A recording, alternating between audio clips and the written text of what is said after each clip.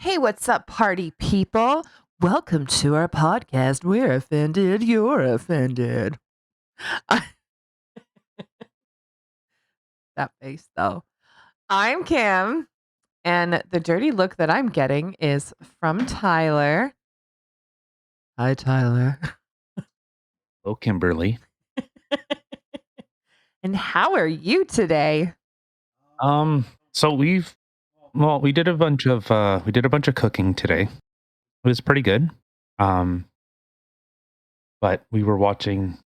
Okay, I don't know. I don't know. Okay, I'm coming through your microphone.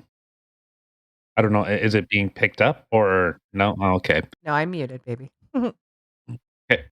So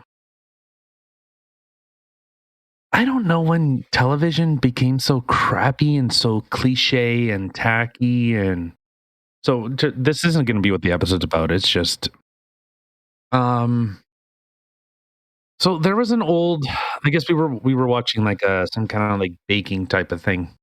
And I think, what one is that now? Is it Nailed It? Or, oh, no, that no, was the annoying one. Never mind. yeah. Bake Nick, Squad or something. yeah, something like That that. was the good one.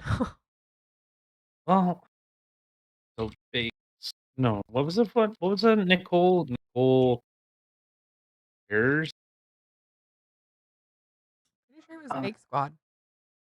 no, I know that, but 1986 American comedian comedian, Wow, that's the kind of television comedy? host, podcaster, and author. Oh, snap. Yes, so there was an old, like, baking show where they would have, like, top, like, candy makers and, like, chocolatiers and all these kind of people were competing, like, for it was like a big event. And so there's always a problem, I think, with, like, American television shows. They always kinda I don't know, they game show it so much, and it loses so much of what the show's supposed to be about that it becomes, like, hokey and tacky. Kinda like The Price is Right, even though, don't get me wrong, I like watching Price is Right, but it's cheesy as fuck. I mean, all the things that they wear and how crazy they get in the audience just to try to get attention and how ridiculous they act, like, I mean, Well, not really like The Price is Right, because The Price is Right has always been, like, the epitome of, like, American, contestant shows. yeah. Really? Are you fucking serious? I even muted you. But no, there was, uh, like, Canada's Worst Driver. It is like a game show, but it's not. Like, there's no prize at the end, there's no nothing. Yeah, well, I mean, except if you're one of those type of people who actually like being the worst at things and think it's a badge to wear, then I guess you get a prize of being the worst driver. Like, yay, I suck at driving and everyone knows that now. Awesome. Well, so the Canadian version is actually, like, a really successful show. I think that's possibly one of the Canada's longest running. I don't know if you consider it like a like reality TV It would be reality TV because it's not like I mean, it's somewhat scripted, but these people are legit competing in these um event. games, at events. Yeah. Challenges. There we go. There's the word I'm Yeah, looking for. yeah, I actually don't mind that show at all. I actually quite enjoyed watching it yeah, with you. yeah. So that was like a really good like, it was more like I remember like Andrew, the host, he would always say like this: we are here to educate you. There, we're here to make Canadian roads safer and blah blah blah blah. Well, and to be honest, like, I think that people who are just learning how to drive, or that are either, they're teenagers just coming into their driving, or people coming from other countries, or honestly, I've been driving for a long time. I would love, absolutely love to do one of those, like, whatever you want to call it, the tracks that they have. I would love to be able to do that. Like, the way that they teach you, like, well, if you hit ice, then this is how you get around the curve and stuff like that. I think those are so beneficial, and you get, like, the real experience of, okay, well, if I mess up, I'm gonna smash into this and smash into that. Like, e they prepare you more, and I think that that is more so what they should be teaching people when they're learning how to drive, period. Well, and so there was, so I guess just to well, okay, so we're you know, okay, so before I get more into this, so everyone, you guys can check us out we're on YouTube, we're on Rumble. Try to focus on Rumble more because Rumble and Spotify, since obviously we don't really have like a video type of feed thing, but like Rumble, like YouTube can fuck themselves. But yeah, we're on Rumble, Spotify. We have a uh, Facebook page. We're on Twitter. Instagram, And yeah, TikTok, Patreon. yeah, yeah. So yeah, check us out there. You guys can follow, leave a like on this, share it if you think we do a good job, or if you find it entertaining, or I don't know, fucking whatever. Share it. Okay, relax. Share. Okay. Share. There's also gonna be our Discord link there too. So if you ever just wanna come hang out and talk and play games with us, you can do that too. So yeah, anyways, so the American version of like it was like you and Canada or America's Worst Driver or some shit. But it was all like it was game showy. It was very game showy. It was like they were like celebrated for being fools, celebrated for being bad at it. You know what it reminds me of? It reminds me of that, I I'm just gonna say Asian because I can't remember if it was Japanese or Chinese or whatever, but that, like, Wipeout game that they had, where literally people are doing, like, these, why can't I think of what it's called? Like, a bunch of these different tasks, where they have to, like, run up on something and do this and do that, and they're constantly getting, like, pushed off and flipped around, and Well, that was something called Wipeout. well, there was Wipeout, but then the Japanese version was actually because I remember it had like Gala Douche was the name that they gave him, and then it was like the Green Tea Bagger and all these kind of funny names, but they were like it was funny, but they were really trying to compete. But it was like you're fundamentally bad at something and you get rewarded for it. It's like, oh, if you fuck up all this stuff, you get a new car. You like your old car gets destroyed and you get a new one. What?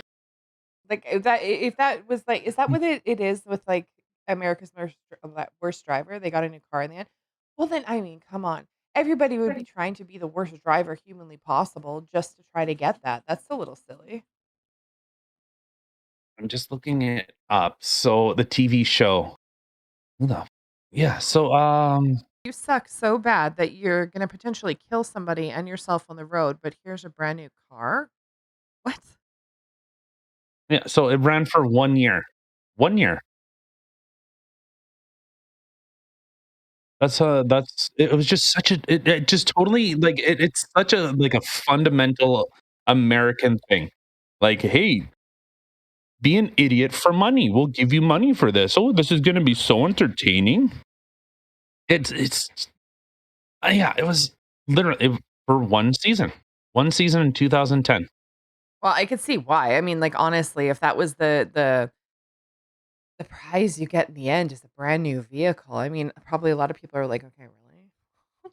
Like, I'll be Uh, on that. I'll be a really shitty driver. okay, so this said, so America's Worst Driver is an American reality television program on Travel Channel based on the television series Britain's Worst Driver and Canada's Worst Driver. Part of the world's worst driver television franchise. Okay. Hosted by Alonzo Bowden and Jill Cimini. And fuck, I don't give a shit. Contestants from 8 different cities compete, blah, blah, blah.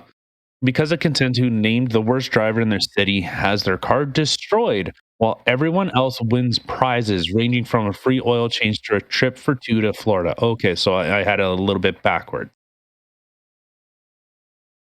Okay, so they have their car destroyed, but they ended up getting an all contestants are enrolled in a driver's education class in their respective cities, regardless of what happens in the series. That was never talked about. In the two-part finale, the 8 worst drivers met up in LA to show who is the most improved, with each driver winning a new car. Okay, there we go. While the driver who has improved is named America's worst driver. Matt Kahn of San Francisco was named as such and had a car representing him torn apart. A car representing him. So with Oh, the yeah. with the Canadian version, like they said, like, at the end, like, hey, legally, we can't actually hold your driver's license. We can't. Even with, whatever, someone's so many tickets. And like they had a psychologist, they had a high performance driving instructor, an actual like a driving like in car instructor, and then they had a police officer, and then the host. So like they actually this was more like a rehabilitation thing as opposed to, hey, look, it's a game show. And Yeah. there's a reason why this show only lasted for 1 years, and I think 1 year, and I think that's why like Canada's Worst Driver.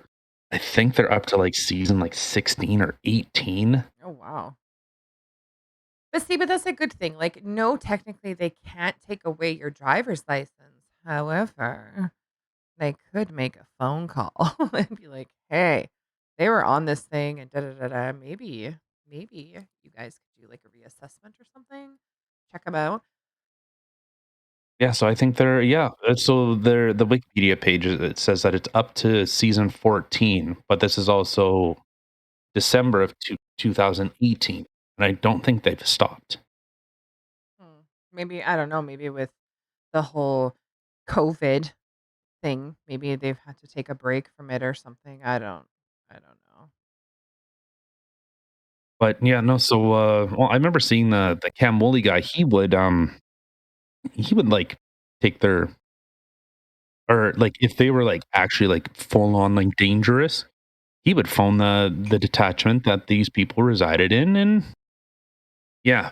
Okay, so anyways, it, Back to the shitty bake thing. well, not even that. I don't know, but that's just so we were watching. Well, I got through about 3 minutes of it. 3 minutes of nailed it, and I love the concept. I like the idea, but however, the host of it, oh balls. Um, how far did I get? 3 minutes? 4 minutes? Honestly, something like that. I mean, I didn't make it further than 30 seconds in before I changed it the first time. And when you were just watching it, I still had to keep looking away. I'm like, I can't. It's horrible. It honestly it feels sh- the host feels like I said like a diversity hire. Someone that was hired to fill a position because they checked off certain boxes. And this like, so what the fuck was it? Uh, so Wayne Brady, one of the funniest people on Whose Line Is It Anyways? I guess he was, like, guest hosting or guest judging on it, and he made a comment, it's just so slapsticky. So, like, not like Leslie Nielsen, I bet he'd be embarrassed with how slapsticky it is. And Wayne Brady says something like, uh, cookie cracker, giant animal cracker, or something like that. And so Nicole, the host, she goes, how the fuck was it? Uh, animal cracker cookie something." And they start singing it. And there's this prestigious pastry chef there. And he's like, Oh my you can god. you could see like his fucking French, all his hard work and dedication. French people are stubborn fuckers when it comes to cooking. They are very snobby. They are very I don't know what they take a lot of pride in it, and the prestige of it. They take it very seriously. and this guy's on this hacky, lame fucking show with this chick that I at best knows fuck all. Well, yeah, the only Like, thing she was probably hired for was just because somebody found her funny and figured, "Okay, this is gonna add a level of comedy to the show. Great. Like, let's have a bunch of comedians or whatever." But the thing is, it's not even funny comedy. Like, literally in the beginning, like, check it out. It's on freaking Netflix, but it the first as soon as it opens up, she's literally playing with little dolls and making, like, a little story about these dolls, and it's just like, "What the hell?" And, like, these loud, annoying noises. You know what it reminds me of? It reminds me of those dumbass shows that our kids watch on YouTube.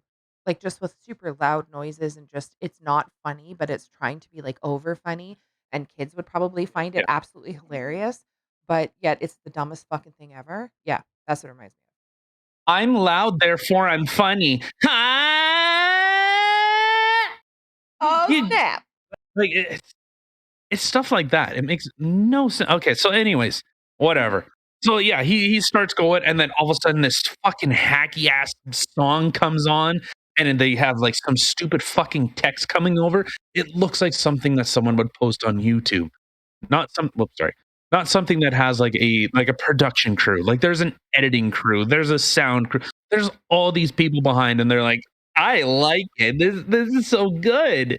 Yeah, I really wonder the people in the back, like, the back of the scenes or whatever, like, if they're actually sitting here watching it with, like, big smiles on their face, like, "This is hilarious. Oh, this is awesome." Or if they're all looking at each other like, "Are you fucking kidding me? Really? Like, Are people gonna really fucking watch this no, shit?" no, no, no. They have to be sitting there like, fuck, I hope my check clears. Holy shit. Well, and the thing is, like cooking shows are supposed like any of that type of stuff is supposed to be about the contestants. It's supposed to be about that, not about some host that's going, "Dinosaur, the big scary cupcake monster. Ah!" So dumb. What? Yeah, how does that have anything to do with the cooking or the total concept of the show? It's trying to be funny. And it sucked. It sucked. Yeah. Like this that's like some executive's idea, like, "Hey, Nicole, we need to make you sound like you're fun and entertaining, so we came up with this little skit." It's like Stephen fucking Colbert. That's what it's like. It's like watching it's someone else. They don't wanna do it, but, hey, you know what? The check's fucking clear, so I'm gonna keep doing it. That's like that's exactly what I was thinking. It felt like. It was just so forced and so ham-fisted. Not even a cured honey ham. It's there you go, fucking cooking show. There, that's fucking that's better. Fucking giant animal cracker cookie animal cracker cookie man. Oh, dude. Yeah, it was very, like, I don't know.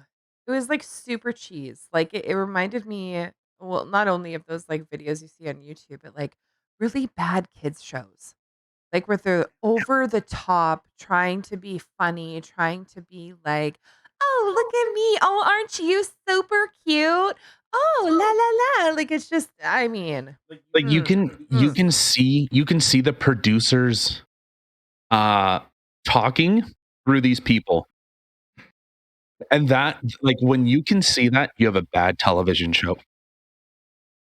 Really bad. Like, you can see the producer says, "When you walk in, make sure you're smiling. Always be smiling. Show you're happy, show you're enjoying yourself." "Show me You your spirit fingers. Give me spirit fingers." Okay, anybody who watched Bring It On knows what I'm talking about, okay? Don't look oh, at me like that. okay. But there was some okay, so just a couple more minutes, okay, and then I'm off of this. I mean, we got tons of stuff to talk about, but we've been watching a couple of these, and it reminded me it made me yearn for the old television shows because there were some that were like these were professionals. These were people that like, whether they were chocolatiers or some like confectionery experts or pastry experts, or they were all three. Normally it was a team.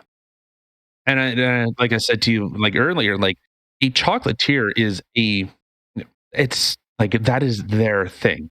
It's like a saucier. It's, it's like a someone working garnish. It's a particular skill in their field. So in, pastry making, chocolatiers are, well, that's all they deal with is chocolate. So they understand. So the old ones would have, like a confectionery expert, someone that only worked with candy, did candy work, and they knew the limits. And when something broke, like it was like they made these elaborate things. And then, Well, that's kind of like how, uh, the bake squad or baking squad, whatever it is kinda like because you have that French guy who his specialty is in the candy, and the stuff he makes out of candy, oh my god. And then you have Gonzo, who's about the yeah, chocolate. yeah, how that guy got on that show. No offense, Gonzo the chicken. I I don't. How do you take 60 pounds of chocolate, stuff it into somebody's head, and basically, hey, they fidney. To be honest, I mean, I've only seen I think we were watching probably, like, what, the 5th or 6th one, I don't even know. I think out of all the ones that I have watched, which is probably, like, under 10, that was probably the worst one he's done. Like, all the other ones have turned out pretty cool. Like, there was this dragon that he made coming out of an egg. The work that he put into that and how amazing that thing looked was phenomenal. But that was probably the worst one to for me to have showcased his talents to you, but I had never seen that one either. So, but I was, um, unimpressed by that one personally. Yeah. I mean, Uh, the thing is he didn't make the mold. He wasn't the artist who actually made the face. He just poured the chocolate into it, right? yeah. Where with this dragon that he did, like he created that thing. Like it was phenomenal. I don't know, but like I miss I liked those kind of shows because you seen it was an expert. It was an absolute expert, and like the award was like 50,000 or $100,000. It's art. Like the things that these people can do. Like the last one that we had watched with I don't know why I can't remember his name, but the French guy. He literally those shelves that he made with the cupcakes to be on, they were so beautiful. Like, if I had the money, I'd be like, I want somebody to make this out of glass for me." Like, it was just so beautiful, I would never even wanna eat it. Yeah. All right. Anyways, so yeah, let's get into the because we have a bunch of stuff and holy shit. So there were a couple things. Um so I guess the first article, well, this is just a quick little thing from the National Post, and this was so it is titled, for the first reading, so Canada's world's strictest vaccine mandates meets reality. So one section that I had pulled out. So this is in regards to uh healthcare work, and fortunately Doug Ford, but I don't want to say fortunately because this shouldn't be a fucking thing to begin with, but for whatever reason it is. So it was initially so the vaccine mandate. So if you don't get vaccinated, you're fired from your job. And so it says it would potentially require the elimination of tens of thousands of hospital employees. I am not prepared to jeopardize the delivery of care to millions of Ontarians. Well, oh, it's like the guy that was supposed to be all, the conservative guy. Well, Trudeau, he dangles $1 billion in the guy's face and said, "Son of a bitch." I guess, everyone has a price, and $1 billion is apparently what he needs in order for him to be a sellout. So, um, so here, and another part of it was as if our healthcare system didn't have enough problems, a cyber attack has crippled the digital systems that normally hold together the Newfoundland and Labrador health network. So they were hacked and ransomware. So people are looking to extort money out of the healthcare system. So if they can't get that information back, they have to check their entire system to make sure that nothing is vulnerable now. And if they can't get that information back, everyone's medical records are gone. Well, see, I had already heard too that there has already been maybe we talked about this on the podcast. I don't even remember. But that's already been like people are already making fake passports and Oh, stuff like not that. we're not talking about fake passports. No. The New Brunswick Health Service was hacked, and all the data is being held as ransom. Everyone's health records in Newfoundland and Labrador are being held at ransom. Well, yeah, I get that. What are they being held for ransom for? Like, what do they want? Of course. But what is someone gonna do? Like, I don't know. What's someone gonna do with that information? Like, oh, look, Susie Q's got diabetes. Well, yay. Okay, but your health records doesn't just have your name and your healthcare status, it has a lot more information than just that. Yeah, it's true. So, hey, a couple 100 mil, whatever, and, we'll give you all this information back. Well, my point was, I guess, where I was kind of going with there is just there's a bunch of this stuff happening right now. Like people are faking passports, they're hacking into medical records, da da da. That Is that is coming through? that is Okay, good. one thing that I've been worried about since the whole people talking about like the vaccine passports and being digital and stuff like that. I'm like, this shit is going to be way too easy to hack. It's going to be way too easy to get into people's informations and stuff like that. Like, how is that even remotely safe? And oh, sorry, all of a sudden just thought of that video, that creepy, creepy video. Alice? Yes. Yeah. Anybody who hasn't uh listened to that podcast, I think it was not our last one, but the one Oh, baby. before that. But yeah, you gotta check it out. It's fucking creepy. Yeah, and so, okay, so we have the cyber attacks that are going on, we have healthcare workers are either being denied. Quebec has rescinded their vaccine mandate to healthcare workers because they knew their healthcare system was gonna be demolished. They couldn't keep up. Okay, so we're seeing, you know, vaccine shots are becoming less and less effective. Natural immunity is showing a way better response. We're seeing, uh, as low as 3% after 4 months, the vaccine wanes in its ability to fight the virus. Or, I can say for the vaccine to fight the virus, for it to produce antibodies for your body to do what it naturally does. 3%.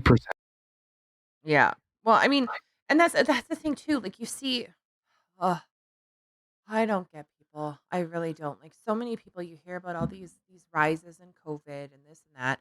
And right away, the first thing people do is, oh, the anti-vaxxers, it's all their fault. Da, da, da, da, da, da." Nay, nay. Look at the evidence. Look at the shit that's happening. It is people who've already been vaccinated are That's most contracting it. Like Yeah. that is the majority of the people who are contracting it right now. So don't sit there and start holding against other people and, "Oh, the anti-vaxxers." That had nothing to do with them. Has nothing to do with them. Yeah, so well, we're seeing, it was initially touted as, "It's a pandemic of the unvaccinated." Okay, well, that's been completely debunked, and th in fact, even, Webster's has changed the definition of what vaccine means. It used to mean an immunity to something. Now it no longer means that. So to be fully vaccinated is a useless term because now they're talking about 3rd shots. Israel is talking about 4 shots. Well, it's Even never it's not gonna end, people. It's gonna end up turning into something where it's literally gonna be a yearly thing where it's just like your flu shot. And I mean, I don't see everything going into freakouts and stuff like that for someone not getting their flu shot. I haven't had a flu shot since I was 17 years old, which was the last time that it was mandatory when I was in school. After that, I haven't received a single flu shot since. Now, have I been completely cast out from public and treated like the bad person because of it? No. Like, and this is going to end up being the exact same thing because guess what? It's an influenza virus. It's not gonna go away. I've said it before. So it's going to be the same shit. You're not going to be able to take one vaccine and it just go away, just like the flu virus. It's going to keep mutating. It's going to keep changing from year to year to year. It's just what's going to happen. Like people Well, need to learn and accept that. okay, but the main point of this is that healthcare workers were being denied. Healthcare workers were being, they were touted as, the saviors, our heroes, not the ones that were doing TikTok fucking videos, not those dumb asses. The ones that were actually in there busting ass, getting it done, doing what they needed to do. Good. Like, yes, good. Like they're doing what they need to do and they should be compensated for it. Not have someone turn around and say, well, you worked so hard. Well, here's your walking papers because we need to keep up appearances. Right? Even though natural immunity is showing up to between 6 to 13 times more uh the ability to fight the virus. Like it stays longer. So something that is working better. I'm not saying, go do like the stupid chicken pox thing where you go and, have COVID parties or AIDS parties, you know. AIDS party. I mean, You the didn't know that was a thing? oh my god. No, I know the chickenpox one was that I knew that stupid people were doing COVID parties when it first started coming out because of that stupidity. But no, I didn't know they did freaking AIDS parties too. What the fuck? Yeah, what are they called? Oh, I can't remember the name that they give them. It's like chasers or something like that. People that look for, in order to contract AIDS so that they feel a part of the gay community. Bug chasers. What the That's it. fuck? Yeah. What is the person that has it called? Like, they're trying to give it to other people. What are those fucking idiots called? But, yeah, so well, and you see in California now, it is you do not have to disclose if you have AIDS and you have sex with someone. You do so if I had AIDS, I don't have to tell you now that you have an incurable disease. It's dude, alright, anyways, so, the healthcare workers, okay, like, they're just trying to do their job. They're trying to earn a living and try to do their job as good as they can. What? Why is your face all scrunched up? Because that's really fucked up. Like the AIDS thing, that's really fucked up. Yeah, they're called either bug chasers or gift giving. That's it. Yeah. What the actual fuck? Yep. Wait, you think I make it up? No, I don't. But it's not that when you say this shit, I'm like, yeah, right. Like you're making this shit up. No, it's a yeah, right. People are not this fucking stupid. Please tell me this is a joke. But no, Bug chasers and gift givers, yep. not once have I looked something up and it not be true, which is really fucking annoying. Yeah, it's pretty screwed up. Okay, so you wanna get to our next article from CTV News. So this one's, it's pushing a little bit back a little bit. You know what? This has been something going on for, God, 6 years? 6 I think it's been about 6 or 7 years. So, this is from CTV News. So, Quebec comedian Mike Ward had no choice but to fight a human rights commission on a joke about singer Jeremy Gabriel. And so he just made a comment. Comedy is like our last bastion of pushing against, seeing the absurdity in things. Like when you can see like the punchline is the setup, like and is being able to see things in a fucked up way. And I think a lot of people do not understand that comedians say things to make people laugh. The shock. Exactly.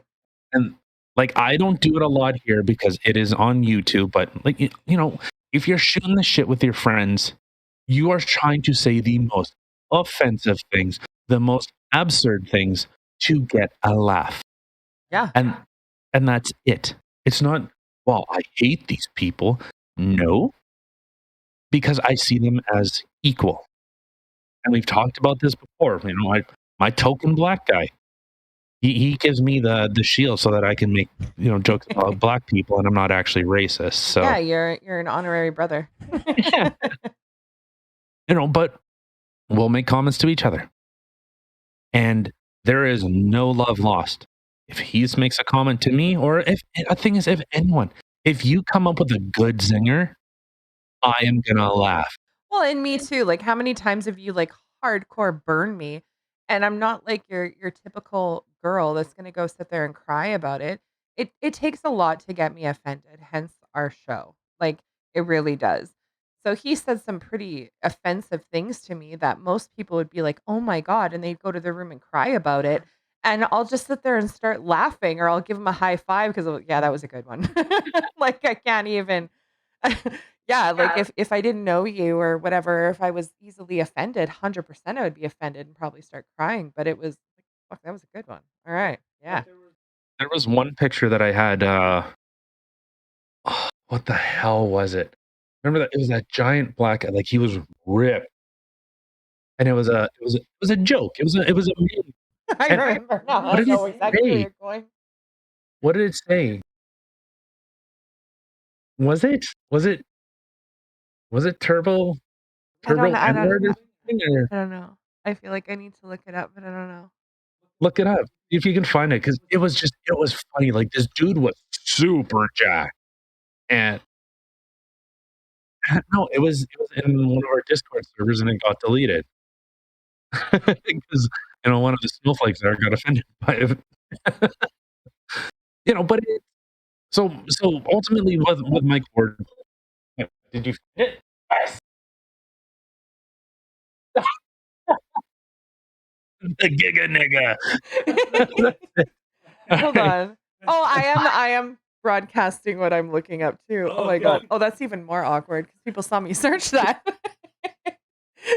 No That's offense it, here, people. that's it, yeah, like, this Nova dude is laughed so fucking hard. He's that's it. he's our token black guy. Oh, that was so funny. Did you did you put the hard R? Oh, okay. What what'd you search? Turbo, Oh. no R. Well, because there are other ones too that show that on there. It says, like, whatever, anyone watching can see it themselves. I'm not repeating it. But Oh, that's so that's the right. It was as soon as I seen the guy, I was like, "That's him." the That was Giga it. Nigga. Oh, but that's the thing, you say things in order to get a laugh out of people, and so, like with Mike Ward, he had made a joke about, like, this child at the time, with a Make-A-Wish Foundation. He said, "Well, if, Make-A-Wish Foundation, if" I know I'm just dismantling his joke, but it was something to the effect of, well, if he makes, he goes to his Make-A-Wish Foundation and he doesn't die, like, he doesn't hold his end of the bargain, shouldn't he have to give his wish back? Or, it was something like that, and, and that's the thing, is making jokes. Like, has anyone ever heard of gallows humor? Has, the dark, twisted humor is the ways of dealing with bad things in the world, and that's a lot of it. Well, and, oddly enough, a lot of the funniest com a lot of the funniest comedians in the world actually suffer from depression. You have who? Robin Williams, who very sadly is no longer with us. Jim Carrey. There's a plethora of others. I'm not even gonna sit there and go and name all of them, but that's the thing, is they enjoy watching other people laugh and making people laugh, but they're some of the saddest people, which is Well, sad. I'd say the best comedians are able to see absurdities in everything, can make some can are even able to draw you in and say, "You know what? Come for," like, they hold your hand and, "Let's go down this fucked up road together." Well, exactly. Like, it's a way to literally look at the fucked up world around you and have a laugh about it. Try to find that silver lining or the funny in it to, because I mean, honestly, if you were to think about all the crazy things that happen on a day-to-day basis, I would literally be locked in my room just crying all the time if I wasn't such a sarcastic bitch. Yeah, like, and for anyone to think, like, if, like, the Giga Nigga guy, if anyone thinks that, like, "Oh, I would look at him as though he's less than," fuck that, that dude could wear me as a condom to fuck someone else. Oh my god, the mental image. Like, that's how big that 100% though. that's how big that guy is. He Yeah. is huge. But, so Mike Ward, he made this joke and he was taken to the Human Rights Commission. And okay, so I guess Does kinda it say getting what the joke was? but that's like what I said was mostly like r roughly what it was that, this kid with a Make-A-Wish Foundation, if he doesn't follow through on his side of the bargain, he have to give his wish back. So, that was it. Oh. And this Jeremy Gabrielle, he's a singer. So, like, he's performed, I think, with, like Cher and, Madonna or something, like, he's performed with legit professional, legit performers. And so Mike Ward had said that well, yeah, so I had no choice but to fight. I mean, and after the ruling came out, it was a 5-4, 5-4 split decision. That means 5 supported the free speech aspect of it, 4 were dissenting. So 4 did not approve. So literally one other person flipped, he would be, you know, that is 100% attack on free speech, That is insane. especially for satire, for performance. So he says, "It's a big D for me. I'm not happy to have won. I am relieved. There's a difference. Jeremy, if you're listening, good luck in your life. I wish you joy and success." Wow. That, like, and to pay $35,000 in damages. Yeah. So the case pitted the comedian against the commission, this whatever, fucking Quebec, fuck you, Quebec, which has succeeded in obtaining $35,000 in damages for Gabrielle from the Quebec Court of Appeal. The Supreme Court allowed Ward's appeal and overturned the lower court's decision. Justice Rosalie Abella, now retired, and her colleagues Nicholas Cassier, Sheila Martin, and Andromacarakastanis, were the dissenting judges. So the majority of the decision was written by 2 Quebec judges. Yeah, blah blah blah. The question is whether a reasonable person, informed of the relevant circumstances and context, would consider that the remarks about Mr. Gabriel incite contempt for him or his humanity on a prohibited ground of discrimination. The next question is whether such a reasonable person would consider that, in context, the words could reasonably be expected to lead to the discriminatory treatment of Mr. Gabriel. In our view, the remarks made by Mr. Ward did not meet either of these requirements, which uh, which was also endorsed by Justices Michael Moldover, Russell Brown, and Malcolm Rowe. That is really scary. Gabrielle has Treacher Collins syndrome, a congenital disease characterized by skull and facial deformities between 2010, blah, blah, blah. He was a high school student. He was butt of Ward's jokes during the comedian's shows in which he commented on his physical disability. The kid with a subwoofer on his head. He also said he was a lousy singer, but since he was terminally ill, which he was not, he should be allowed to live out his dream. He's dying. Let me give him let me let him live his dream. 5 years later, he's still not dead. But that was yeah, so that was the joke. He's like, how long is he gonna get to live out this dream? His wake and wish dream or whatever. So It's a joke, people.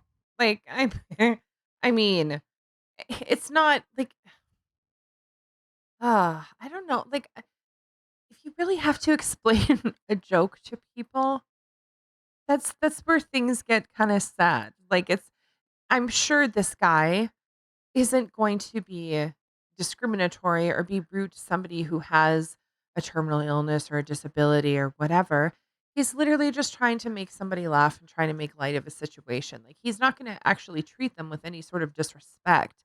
Like, yes, he made a joke, but I mean, to be completely honest, But that's also the crazy thing, like, with comedians, a lot of the times, like I said, they just say like, if you see, like, Tom Segura's sketches or any of his stuff, he says really fucked up stuff.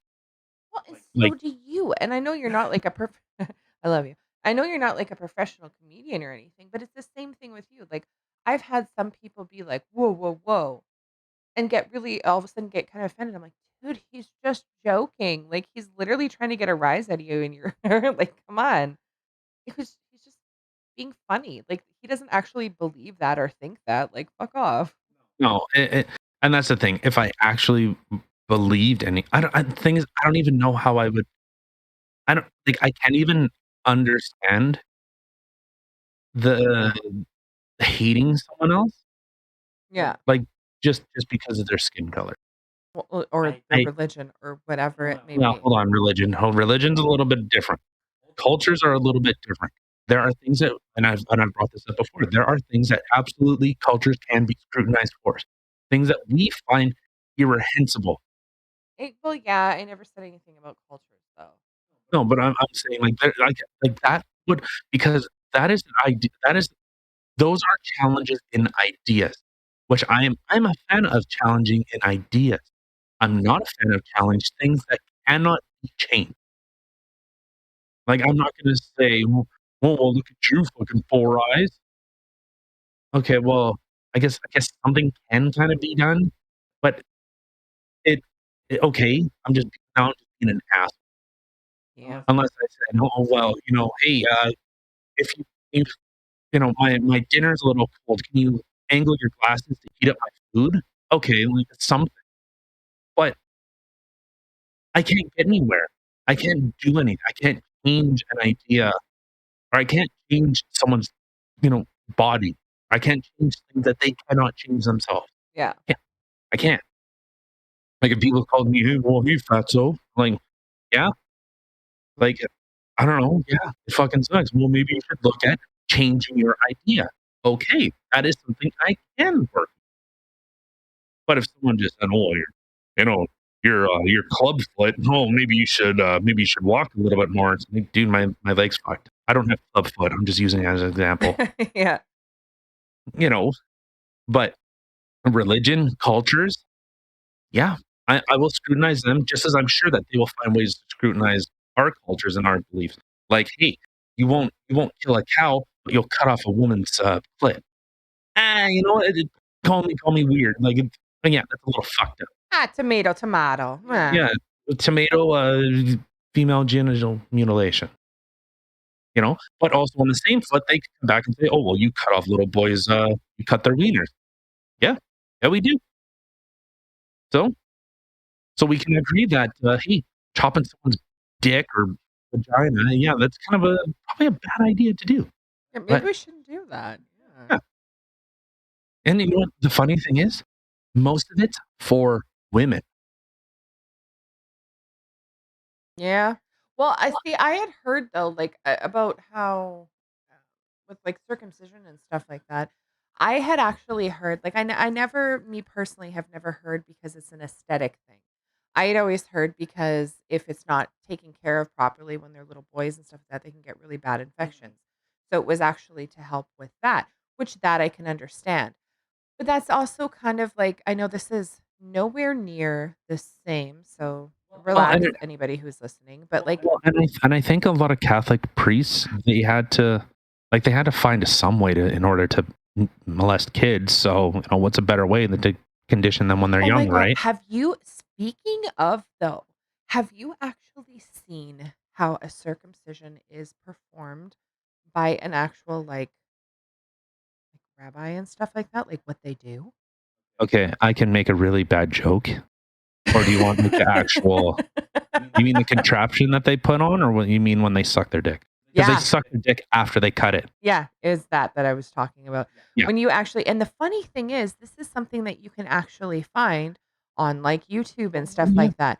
Like, are you fucking kidding me? yeah. Like, okay, if this is uh, Like, your if I mm, did that, to any of my kids, I'd be in jail. right? Like, if a cop came in and seen me, like, balls deep on one of my kids, as fucked up as this sounds, like, if a cop seen that, I couldn't go, "Oh, praise the Sabbath." I could what? What? No, if and the people are cheering and they're happy about it because the dude's doing it. Like,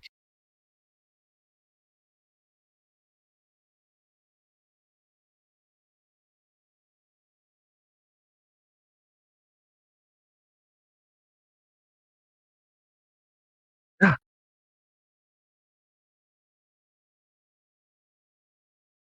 Accent that was. No, Was the I fact that muted? it's good. Hold on. Oh, Transylvania. Oh, let me touch your balls, little boy. I wonder if I was muted that whole time. I just looked at my thing and saw. Uh-oh. I know, right? Mm. I don't know, maybe just say it again just in case. I don't even know if I want to repeat that about the mentality of a person, like, being able to, like, it just Yeah, so, I like, like how? okay, but so to get back with the Mike Ward thing, we're going way off topic, and possibly, That's how we do. a potential YouTube, community strike for, pointing out absurdities in cultures, which, you know You're what? welcome. Like I said, we have absurdities here too, and, I'm totally fine, discussing those. Ideas you can work with. Cultures you can work with. Immutable things you cannot. So, like this whole like the I just seen a thing. What was it from? Oh, it was an ad. And no offense to big bone ladies, but when was being like really fat like, yeah, that's good. That's healthy. We should strive for that. Healthy at any size. I don't know about that. See, I don't I'm okay. Hmm. because you're a bit of a big boned lady. How dare you? I am I fit as fuck. For a sumo wrestler, maybe, but just kidding. I'm offended. How dare you? See, I don't know. I feel like there are okay. Me myself is a very fit human being. I'm just kidding. A chunky monkey myself. I don't know how else to say it. Anyway, um me so me myself as a plus size gal, I can understand how there are some women out there who are larger, maybe a little bit overweight. And again, I don't look at I see Victoria's Secret models as being super unhealthy too. Like that's way too thin and they're just but anyway, I can understand somebody being a little bit overweight and still being healthy. Okay. Um now okay, serious talk. Hmm. So someone of my size or like larger or whatever, I wouldn't look at that and say that person's healthy. No offense to anybody out there who maybe is. Now, that's not saying that somebody of my size or somebody else's size wouldn't be trying to work towards that and eating healthy and stuff like that. So you could be actually healthy because you're working towards that, right? So you're trying to get rid of the excess weight and stuff like that and you are being a lot more healthy and you're just trying to get rid of this weight. So yes, okay, you can be healthy. You're trying to be active, you're trying to eat better. Great. Now, interesting little factoid for you, a little F your eye, if you will. Sumo wrestlers actually are not unhealthy. They're actually very healthy people. The way that I remember seeing this like documentary thing on them, but the way that they're like fat to muscle ratio and stuff like that, and how they put on weight, like it's actually it's like a skill. And Mhm. it's Yeah. their layer where their fat is completely different. That actually doesn't make them unhealthy people. So when you see sumo wrestlers, they're actually quite healthy, but they are larger people. Now, a lot of these ads that you see out there right now that are, Body positivity. body positivity, stuff like that. No offense, because again, if anybody's offended, just fucking look look me up, okay? I'm not a skinny gal, okay? I don't sit there. It's not. Yes, be in love with yourself. Love yourself enough to do something, to make better choices, to make your life more worth it. But don't sit there and, you know, you can't.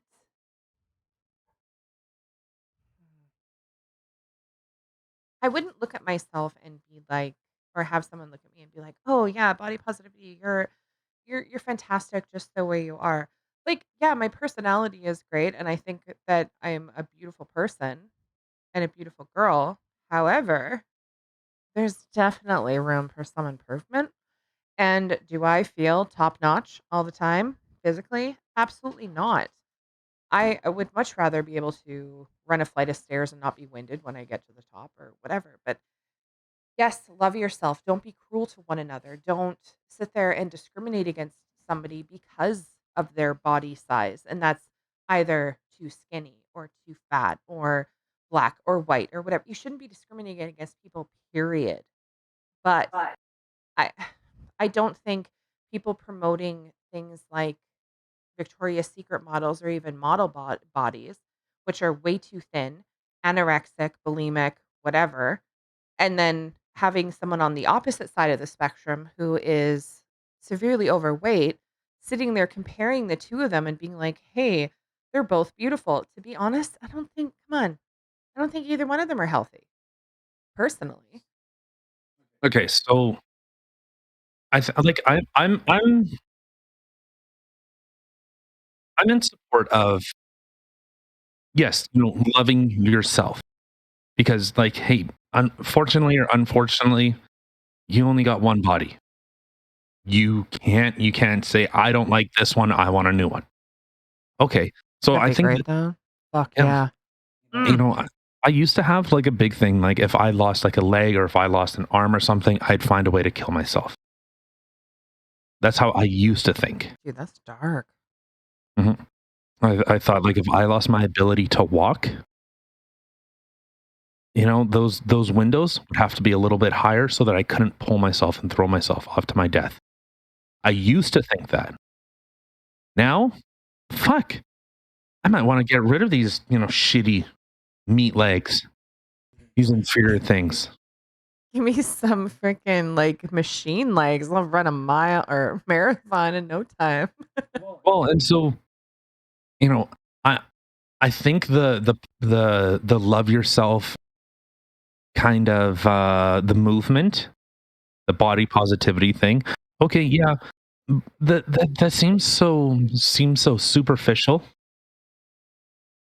Like, instead of, you know yes, I love who I am, because there are some people, whether you're anorexic or you're absolutely, like, obese, there are some that is seen as a form of self-hate, because if you loved your body, you would be taking care of your body. I could see that argument. I could, and I mean, I think again, I'm allowed to say this shit because I'm fat, okay? So anybody who's getting offended, fuck off. Anyway, but, like, the whole love yourself movement, that 100%. I think that's a fantastic movement because you should love yourself. Yeah, But I I I agree. think promoting either any sort of eating disorder on any spectrum, whether it's anorexia, bulimia, overeating, I don't think either one of those are good. Those aren't things to strive for. What you should 100% strive for, and maybe this is their message and it's just getting lost in translation. Translation? Who knows? So, Sorry, I don't think so, but but I mean, you should love yourself. Like, fall absolutely madly in love with yourself to make that change. I mean, I it's something that I struggle with myself. It's a vicious fucking cycle, and especially, like, when you if you have issues that are, like, emotional eating, well, you get stressed out, you get sad, whatever, you eat, and then you eat and you feel like shit, and then what happens? Guess what? You eat some more, and then you feel like shit because you're overweight and you look like blah, blah, blah. It's this vicious cycle that just keeps going. So, yes, 100% love yourself. Try to get that positivity in your head, and you know what? Like, I mean, I'm not somebody who walks around unkempt or whatever. Like, I take pride in my appearance. I like wearing makeup. I have my hair done all the time. Like, I mean, yeah, I'll go to the store in my pajamas and don't give a fuck. But at the same time, like, I do try to make myself presentable and look good and have good hygiene, stuff like that. Yes, I love myself to an extent, but I think people should definitely try to be madly in love with themselves. Well, okay, and so, all right, so we've gone way off the topic of Right? the whole Mike Ward thing, but so I'll say this, and I guess we can move on because these next two ones, at least the next one that I have, ooh, that boils my blood a little bit. Actually, not a little bit. It boils my balls blood a lot. Something. Anyways, okay. So it's more the thing that it's evolved from loving yourself to body positivity to healthy at any size, which is completely medically, biologically false. That's where I think, yeah, you might say like there's the translation in the message is kind of wrong. No, when they're saying, hey, you know, whatever size you are, you're healthy. That is dangerous. That's like, when they were saying like, that type of messaging kills people. It honestly kills people, you know? "Oh, you're too small. Your weight, you're so thin. Oh, you need to eat more." You know? But those are like that is it's a psychological thing, and it's weird, weird, weird, weird idea that a mirror will never show you what you are. A mirror will always show you what you want to see. um I'm gonna have to push back on that one, to be completely honest, because there are people who suffer from body dysmorphia, and even though they may be larger or well, no, I wouldn't even say larger, they could be super thin. A lot of the people who suffer from, like, body dysmorphia are people who suffer from the other side of the spectrum, eating disorders, anorexia, bulimia. They'll look in a mirror and they Really? literally see themselves, or we would look at them and we see literally bones with a little bit of skin on them, and they still see fat. That's what I said. A mirror will never show you what you are. They will never give you a true representation of what you are. You Oh, will always see what you want to see. okay, okay. I get okay. Yeah, I get what you're saying now. I didn't quite understand that, but yeah, yeah, Because it's so easy. Yeah, a person that has some type of body dysmorphia, and actually, it's a lot of bodybuilders have body dysmorphia. yeah, They look at their body, they can see the imperfections. They can see, oh, my right arm looks a little bit smaller than my right or my left. So they'll work out that one. They are obsessive about their body and they can see those imperfections. yeah. I can see And that. actually, Rich Piana, he was a bodybuilder, massive arms, massive, like fucking freak of arms. And everyone said he has huge arms, but he kept working out, making them bigger and bigger and bigger because he had, and I guess a lot of bodybuilders have it. A lot of, like, not world's strongest man, but Mr. Olympia, Mr. Universe, all those type of body. Literally, your body is like it is skin deep. It is the contours of your body. This is why everyone says, like, Arnold Schwarzenegger in his prime had one of the best bodies because of symmetry. We find symmetry much more appealing than Yeah. discrepancy. Well, look at Mr. Giga there that we were looking at. He's freaking huge. Like, he's literally somebody that I would look at and I would not like. No offense, so it doesn't matter what color you are. Let's just make that clear. somebody, like, big bodybuilders and stuff like that, I don't find that attractive whatsoever. I actually think it's kinda gross. Like, having muscle and being fit and stuff like that, I find that attractive, but that extent? Nay, nay. That's a little too much for my liking personally. But it's yeah, it's definitely one of those things. I mean, I knew a girl who was from China, a girl that I used to work with, and one of my best Surprised you made it out. this is a long time ago, but yeah, And the one child policy and right? Right. they drown their girls. I know. Yep, she was lucky. Anyway. Anyway. You a good swimmer? And, my best friend at the time, she's from India. She was very, very beautiful girl, but she is very small, very, very tiny, very thin. And this girl from China, she would always, like, go up to her. She's like, "Oh, you're so skinny. You're so skinny. You need to eat more. Eat more." And she'd always try to, like, give her food and tell her to keep eating, and, "Why are you so skinny? You need to eat." And, like, my friend who is from India used to get so upset because she tried. Like, she would try and try and try and try and try to put on weight, and she just couldn't. It was just her body structure. It's just who she is, how she was. Like, she really was trying, but she couldn't. And you have people like I remember talking to this girl who was from China, and I'm like, you can't say that. Like, 'cause I remember she would, like, make comments about me too, but I'm like, "You can't say that stuff." Like, people get really offended and they get really upset by that. And she was like, "Why?" Because there, like, you could just walk up to someone and just be like, "Oh, you're so fat. Oh, you're so skinny." And it wasn't an insult there. I'm not drinking, shut up.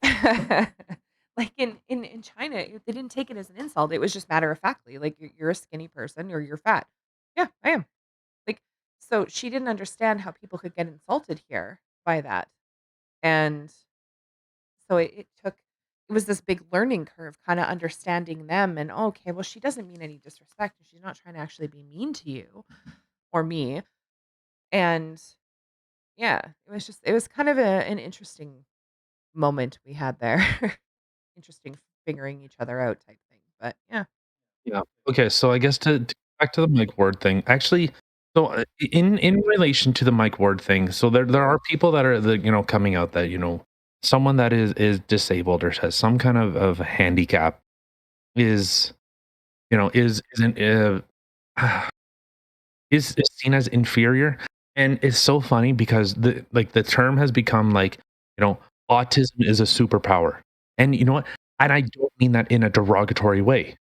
People that have that are, you know, well, as they were called, on the spectrum, that their abilities are some of them actually, no, there's actually quite a few of them are able to focus on things like engineers, they are able to focus solely on one task and focus on it almost to a point of perfection. Well, 100%, that's where you get some of your prodigies from, where literally, like, they could have a hard time focusing in this, and they're very childlike in some ways, but then you put a piano in front of them, and they're a freaking savant. Like, it's just like, "Holy crap." Or anything, like, certain things that they decide to hyper focus on, they're absolutely phenomenal in. Experts in that field, like, overwhelmingly Absolutely. that field, and I don't mean that, and like I said, I don't mean that, like, I I wish I was able to focus on one task because I suddenly I'll go down rabbit holes, like, I've brought this up before. I for some stupid reason, I learned how rocket engines work. Not just, "Oh, there's a chemical mixture and it ignites." No, the ratios, the lines, like, the shape of the bell housing on the fucking exhaust, how it's actually designed to withstand, what or to, angle to be the most efficient. How just like, I don't whatever. Dude, I remember us, like, driving past, and I was that remember that, Castle House? It's, anybody who's in Winnipeg, they'll probably know what I'm talking about, but if you don't, if you go, it's like it's on yeah, it's on the North Perimeter, it's just past Pipeline depending on which way you're coming from. but you'll see it on the left-hand side, and it's this house that's designed like a castle, which inadvertently, after doing some research, it was actually designed by the same guy who designed the Fort Garry Hotel. Anyway, so I remember driving past that one day and mentioning, "Oh, I like the, at the very top, how it kinda like da da da da da." And I'm explaining how the castle kinda goes at the tops and stuff like that. I'm like, "Oh, the detail that they had in there." And he even knew, like, the name of it. I'm like, "Say what?" Like, apparently the it has a name, like, for the little like, at the top of a castle. Picture the top of a castle, how it goes, like, up and then up and down. Like, it's got, like a crown type look. There we go. And apparently it's got a name for that, and he, like, knew it, and I'm like, "What the fuck? Like, Oh, how do yeah, you know there's that?" the crenellations, and then, Yeah, see? What the yeah. hell? This sounds like something out of a frickin' sea, like, frickin' oh, what do you call those? Barnacles. Like, that's just what it reminds me of, crenellations. Well, Like, so there was well, could be because there's different names, so let's see. Um, yeah, because there's crenellations, and then crenellations are the top part, and then see, now I haven't looked into this stuff for a while, but, you but know. that's just the point, though, is that Yeah, he goes down these weird rabbit holes that do whatever, and it's funny because both of us are completely opposite, but very much alike.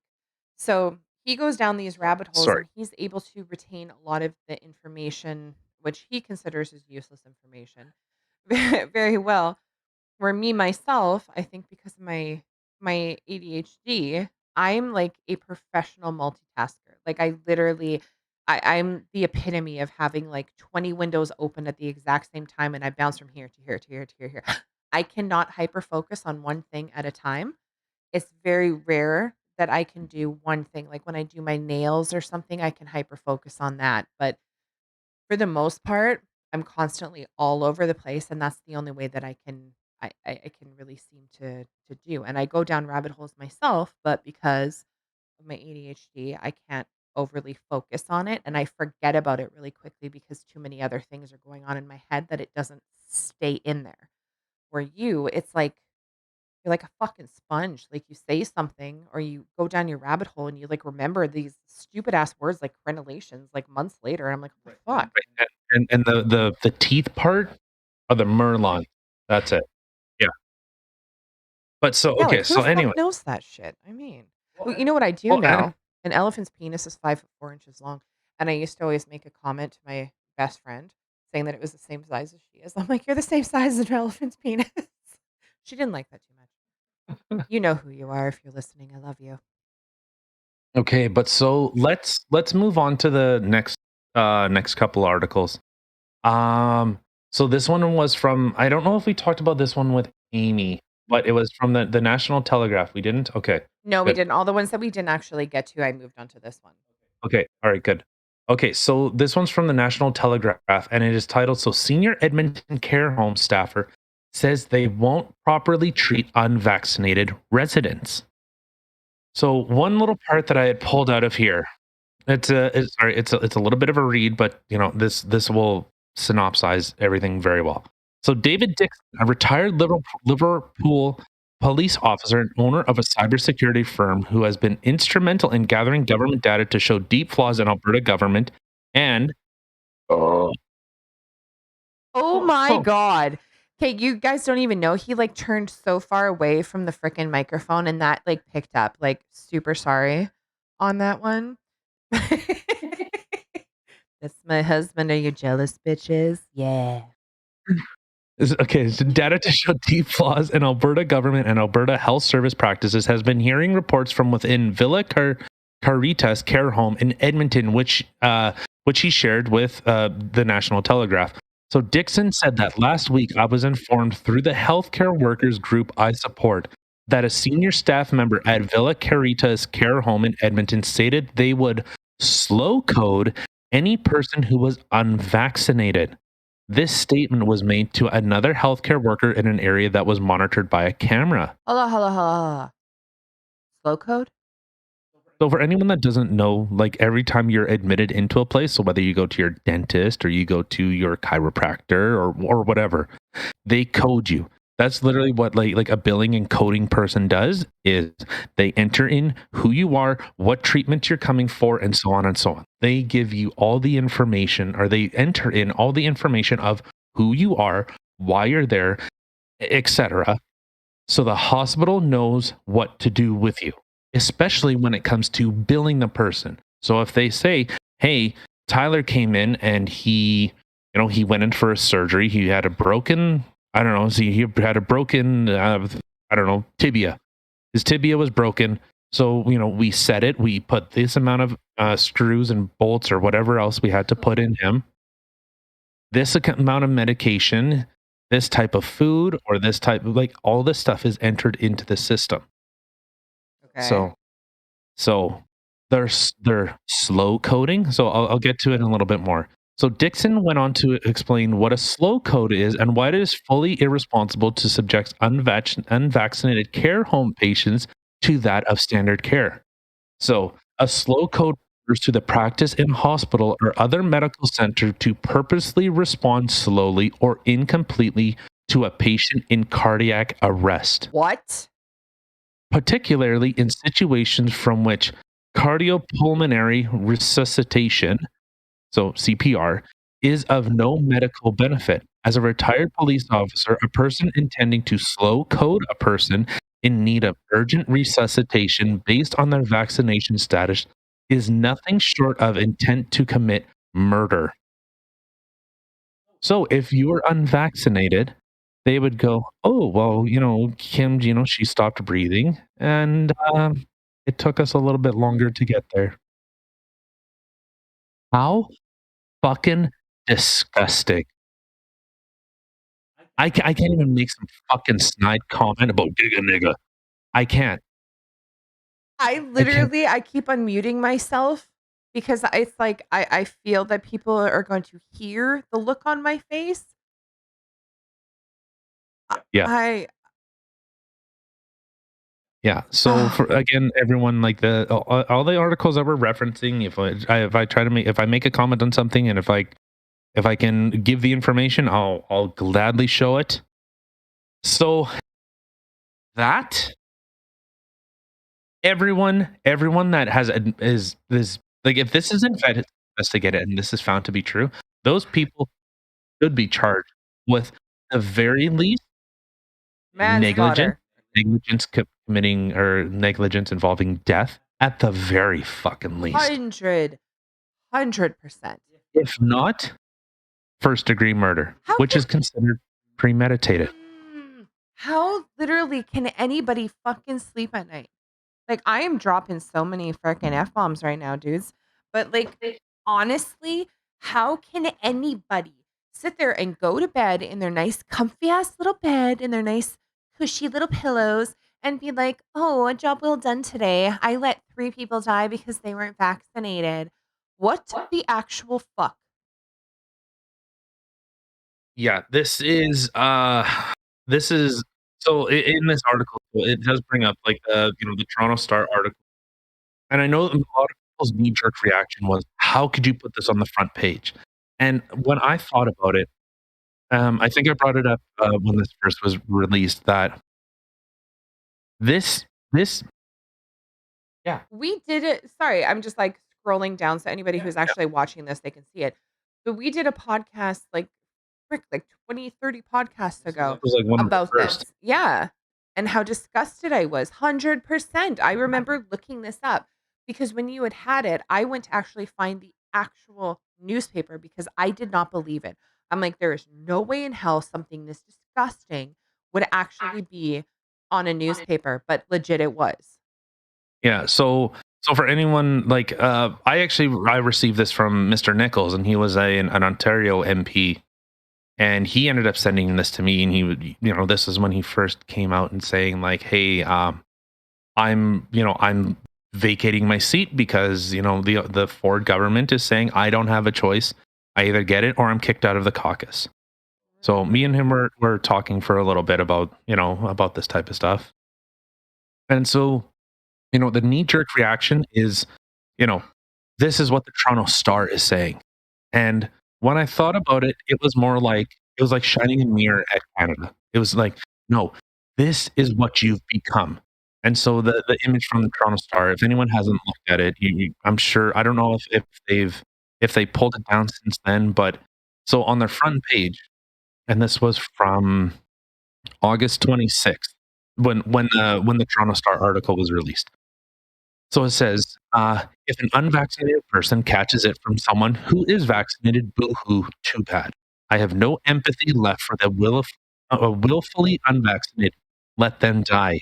I honestly don't care if they die from COVID, not even a little bit. Simmering divide over who isn't vaccinated and, um, yeah, Unvaccinated. unvaccinated unvaccinated patients do not deserve ICU beds. So I thought that of this more of a look at what you have become, shining a mirror back at Canada, and this is the divide. This is the way that you are now talking to other human beings. This is now, this is what you have become. That's how I seen the article. Like I said, there was that knee jerk reaction of like, this is if this is what the Toronto Star thinks, holy shit. And I'm sure this is a lot of like eats or something that they pulled, but that that's the way that I kind of ended up concluding my idea on it. But so yeah, that's uh, All I really have to say, honestly, is just shame on you. Anybody who actually feels this way or thinks that this kind of treatment is okay, all because of a vaccine, you need to take a real hard look in the mirror and shame on you. doesn't work. Yeah. Like, I don't mean in the sense that, oh, once you get it, as we were initially told that once you get it, you won't get sick from it. It's all you're good. You know, you can take your masks off. You should rejoice. You know, everyone that got COVID should be whipping their masks off and running stark bullet naked down the street because they're safe. You know what I find funny? When they did this whole thing, or even in the process of doing this whole thing, even as of now, you have so many people who you talk to that are like, well, they don't know. They're trying their best. They're trying to, help Canadians and trying to do this and trying to do that. But you know what? Everybody seems to have that empathy for, people who do get vaccinated and just kind of in the government and oh well, they don't know. Okay, but exactly. You're literally fighting saying, "Well, they don't know." So, yeah, of course they said that after the first vaccine you can have no masks and you can have your lives back and then it was nay nay. No, you need two. Now, no, you need a booster. Then it's going to be like, "Oh, No, you need no, you need a fourth one now." Like it's not going to end, but the thing is people seem to have that that caring for, okay, well, the government, they're trying to help us, but nobody seems to have that care for people who can't get the vaccine or refuse to get the vaccine. Like the fact that people can show empathy towards what the government is doing to us in a community in whole, what they're it's forcing people to do, how they're tearing people apart. Eh, it's a divide and conquer. So actually, if I don't know if you have the same articles as I do that are showing up on the right side from CTV News. Quebec reports 545 new COVID-19 cases. 352 of those are not fully vaccinated. Mhm. So of 545, 352 are not fully vaccinated. Okay, so but that's the thing. COVID will not stop you from getting it. No. You know, Dr. Zubin says it. Jimmy Dore talks about it. There's tons of, Jimmy Dore, he's a leftist. He's, universal healthcare, all this type. He's a leftist. The reason I will watch him is because he he has conviction. He doesn't he doesn't he doesn't say something uninformed. So regardless of if my opinions are different than his, and not much, I agree to an extent with the universal healthcare to an extent. But some of the other stuff, free schooling, free tuition, uh, free means free is you don't pay for it. You don't pay for it directly out of pocket. No, you pay for it out of taxes. Uh, So yes, I agree, but I think that, and again, no offense to any of the professors in whatever, fuck, we're offended, you're offended, like, fuck off. Anyway, yeah, I don't know, I keep apologizing, like, fuck off. But anyway, like, I think the amount of money that people have to pay for tuition for their textbooks for da da da da da, I think is absolutely asinine. Like, it is absolutely absurd and should not cost as much as that it does. but it's They government backed. yeah, but the thing is, okay, we send our kids to school, right? No. Why? I don't know, I thought you were muted. No, Okay, I'm talking. I know I keep glancing, but good. like we send our kids to school, okay? Our kids are in school right now. We pay school tax, but you know what? Like we don't have to pay for their textbooks and stuff like that. It's something that they use in school and then they hand back at the end of the year. Okay. Why cannot universities be like that? Why do you have to buy your own textbooks?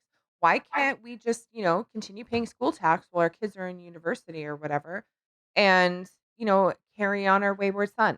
Like it doesn't make any sense to me. Like I know, okay, when I went to Cuba, like, yes, it's a communist country, but the one thing that I liked about it is that all their schooling was paid for. It didn't matter what you wanted to go to, your school was paid for. Whoa, whoa, whoa, whoa, whoa, whoa, whoa. Yeah? You got a choice to what you got to study in university. Yeah? No. Were you think in Cuba they just handpick, "Okay, you're gonna be a doctor, you're the dentist, da da da da da"? To an extent, yeah. No. Yes. You're thinking of it from a capitalist society that they have the freedom of choice. They have the freedom. No. Who was the black UFC fighter? Oh, sorry. That's a lot of okay. Silva Anderson? Or Anderson Silva? No. Well, then No, no, which no, no. one? No, fuck, he was a oh, his name's on the tip of my brain right now. Fuck, he was on the Joe Rogan podcast. Joe Diaz oh god. How was his name? It doesn't really matter, but it's bug me. Joe with Joey Diaz. I'm just looking. Uh, Yoel Romero. That's it. So he's from Cuba, and he was saying in Cuba that your so when you went into wrestling, so in Cuba, everyone goes into wrestling. Like that is a very big thing. That's why there's a lot of really good wrestlers. There's a lot of good baseball players come out of Cuba. Some of the best baseball players in the world come out of Cuba. I didn't know that. So Yoel Romero was saying that how good you were determined where you were in this school. So you got elected to this school. So if you were say like if for us would be like a division 1, so which is the best, you would be higher. Physically, you would literally be physically higher. You would have a higher suite, a bedroom suite in an apartment where all they did was wrestling. That's it. So you didn't have the choice of, well, I don't want to be a wrestler. I want to be a doctor. Well, how good are you at being a doctor? "No, I'm not very good at it." Okay, then you're not going to be a doctor. You're going to be a wrestler. You don't have the choice. They tell you look at, well, what are you good at? Are you more mathematically inclined? Are you more biological, studies inclined? Well, I guess they Okay. kinda take that out of your school and stuff like that from when you're younger to up to university, okay. Well, I mean, the girl that I spoke with in Cuba who told me, like, their schooling and stuff like that was paid for, like, she didn't divulge that kinda information, so I'm not saying that that's not accurate, and I might be a little wrong in that way, but okay, so well, if that is the case, then that sucks.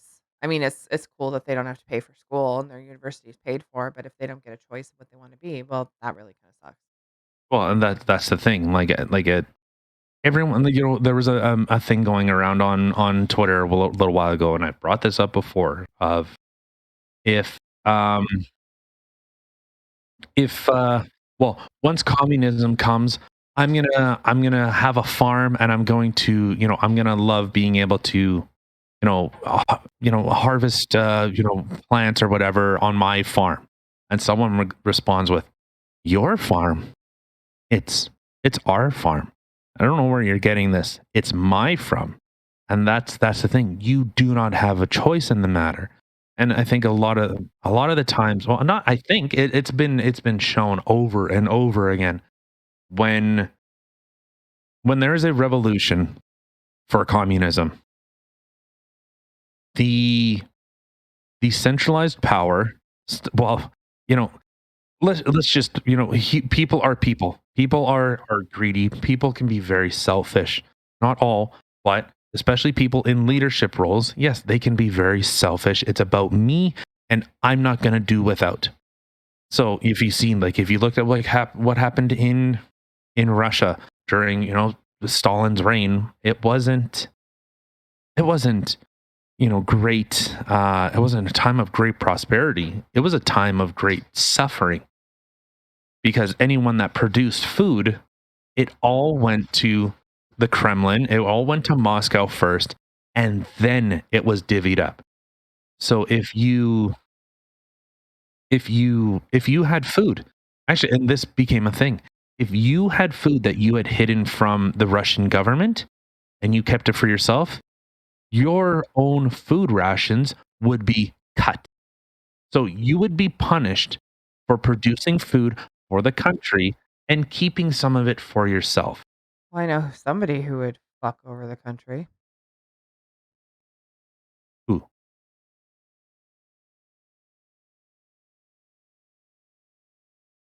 what? Oh, that, okay. Okay. All right. Anyway, all right. So the last one that I have um, is an article. So this was from the Toronto News, um, and it is titled "A Teenager is Sentenced to 2 years probation in St. Michael's College Sexual Assault Case." So this article, so given where did that all did it go now? Okay, so there was a 22-second video released showing um it showed students laughing and yelling at the time. The accused teen testified earlier this year that he had been bullied on 4 different days that fall. He said in some of those incidents he was slammed on the ground and dragged by his feet. On the evening of November 7th, 2018, he said a circle of boys in the locker room formed after a game. He said he was pushed into the middle of it and repeatedly told to hold the victim down. On the evening of November 7th, 2018, he recalled that holding down his friend's arms while two others wielded the broom. The teen said he felt he had to participate, otherwise be targeted. His lawyer, Gary Kimmelson, described the locker room as chaotic, Lord of the Flies environment. So what they ended up doing, these boys, they took a broom handle to the victim and shoved it up his ass in a school. This Why? person, I guess it was some type of hazing ritual. A judge found the teen guilty in June after another teen was sodomized with a broom handle in the locker room. They got 14 months basically for sexual assault. And this isn't the first time this has happened, especially at this school. So Justice M and Jusha Paagi Paagi, I don't know, sorry, said she had to impose a sentence similar to those handed to other youth in the same incident. Also found that the teen was a strong candidate for full rehabilitation and unlikely to commit another crime. So, apparently apparently, you can sexually assault other children, forcibly sodomize them. 14 months. 14 months, no big deal. And even though you were I'd like, dude, what the fuck? 14 months for anally raping someone. with a broom. Ow! Does anyone remember Mr. Hands? You remember Mr. Hands? You ever hear of Mr. Hands? No? So there was a video of this guy. He got fucked in the ass by a horse, and it ended up c puncturing his intestine, and he died. Okay, that I remember. I didn't remember his Yeah. name though, but it wasn't that 2 guys, 1 horse? Some shit like that. I don't know. All I remember was Mr. Hands died because he got railed by a giant horse dick. So, you know, like, but 14 months probation. Probation, Not even jail time, probation. nothing. And, well, the thing is, so obviously these people are under the age of 18 because their names can't be released due to the Youth Criminal Justice Act. Okay, hold on. Like, did I miss something there? Whose idea was this of the hazing ritual? Was it other kids or was it an adult? I would assume it was just a bunch of kids, but, How is that yeah, how is that a hazing ritual? Like, that is some fucked up shit. Like, who would sit there and say, early. let's do this as a hazing ritual? Like, what kind of fucked up shit is that? Oh, fortunately, I never went to college. I do have a post-secondary degree, so relax. I guess I do have, I do have a couple degrees, but, so I'm smart. Even though I No, don't do any, well, no, actually, no, I do use my business management degree, so owning my how own old were business. these people? Were they 18? Were they They 17? they were under the age of 18. So, and this kinda ties in, the whole thing that's going on in Loudoun County and in Virginia. Did you hear anything about that? No, I'm sorry. I'm still on this. Like, this is literally just like some freaking early signs of serial killer shit. Like, if somebody really like is sitting there going, "Oh, let's do this," and forcing other people to hold these people down while doing that. Like, you need to be looking at whoever the fuck invented this shit. It's fucking disgusting. Well, it is funny 'cause they'll hey, Mike Ward, make an example of him. These kids, oh, come on. They were just boys, boys having fun. You know, I remember back in my day, we used to shove stuff up, some kid that didn't want it. Like we raped and did whatever.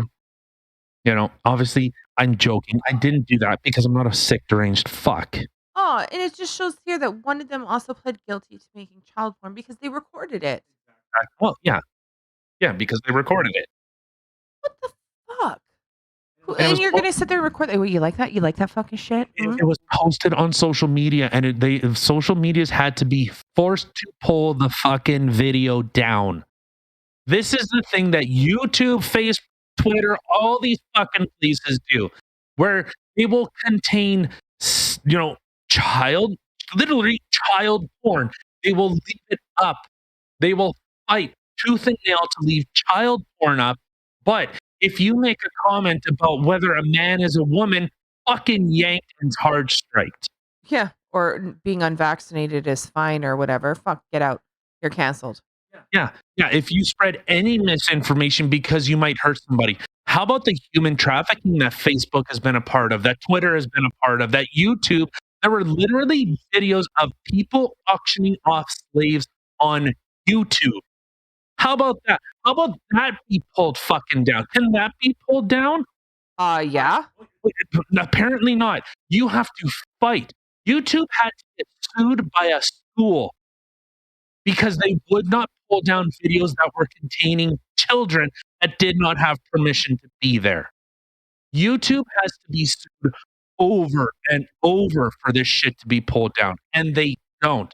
But they'll have videos of guys showing, is it a dick or a dildo? And that's for fucking kids, not for fucking kids, not to stick your dick in them. No, but for children. That is safe for children. Whether it's a dick or dildo, that's safe for kids. But yeah, human trafficking. Well, yeah, that's safe for kids too. But fuck me if you say, hey, a kid doesn't necessarily need a vaccine because there's the statistical chance that they're gonna die from COVID. They probably have a better chance of getting fucking caught in a child, human trafficking ring than they are to COVID. But fuck me. No, don't fuck me. Unless I ask for it. Okay, anyway. Oh my god. Like this is the type of psychotic. fucking shit. This is why people have such a hate on for YouTube. This is why I don't give a fuck if I'm like if people follow us on YouTube. No, on Rumble. Rumble will actually fucking pay someone to put their content there, as opposed to YouTube where they're more than happy to tell you to go kick rocks. That's the type of shit that pisses me off. YouTube, Facebook, Twitter. Facebook and Twitter are being taken to court because they actively benefited from human trafficking. There were videos of people being human trafficked and unjust enrichment, which is a crime. See, and okay, I can understand the argument that, well, maybe they didn't see it. Maybe they didn't figure it out because the thing is, hold on, before you start shaking your noggin here. I can understand the argument. Well, they didn't know, or like whatever, because people aren't being, you're not being monitored like crazy. But the thing is, like, if they're being forced, they literally have to be sued to take it down. Clearly, they're being made aware of this, and they're making that cognitive decision that no, no, no. We're gonna let this go. We're gonna let this slide. Let it rain. But yet, somebody making some other sort of comments or whatever, like we just discussed, no, cancel them. They need to be taken down. They're going against the narrative. So let's fucking take them down. But uh Billy Sue here, she's going for 25K. Anyone got 30K? 30? 30? 32? Like what the fuck? It is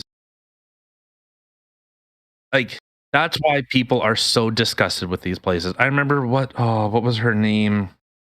Olivia Blue. She was sold into slavery for years, and she and many other human sex trafficked workers are suing Twitter because of this. Please, anyone, any look at it. If I'm full of shit, please try and find something that Twitter and Facebook had no idea. Oh, they would say that. Well, Rum or Parlor. Oh, they facilitated the January 6th insurrection, the worst thing since Pearl Harbor, since 9/11. This is our 9/11. Fuck you. How about the number of police officers, FBI agents that were actually in there doing that, coordinating that? People were saying, well, Alex Jones, Steve Bannon, and Trump, they all coordinated this. Weird. Alex Jones was telling people to get the fuck out because this looks like a setup. Steve Bannon was organizing just to have a parade. But anyone that talks with Trump is a threat against this establishment. That's the type of stuff. And then we have government saying, "Well, we need to stricken or tighten." Fuck, I can't say the right word. We need to be more strict with our censorship policies. We need to, when it becomes like as Amy brought it up, the PPP, the private partner or private public partnership, that is when government is now working with a private enterprise to conduct government business. So Twitter, Facebook, Google, Alphabet, all these fucking, massive corporations that pay off. There was a thing we pulled up that Facebook paid, like Mark Zuckerberg paid something like $600 million for the Democratic Party in the US. So, the whole Joe Biden. And this is what blows my mind. A guy that is at the very least mentally incapable, if not possibly absolutely inept, and to see his approval rating is in like the 20s. And I see people saying, I'm so proud of him. He's my president. He does such a good job. Where the fuck have you been paying attention? Because you're either too busy looking at MSNBC, CBS, fucking CNN to understand anything. People that say that Justin Trudeau, oh, you're representing us so well. How? By what? More, as we just brought up, the most strictest vaccine mandate in the world. That's my prime minister. You're representing us so well. Who? Who? What? Toronto?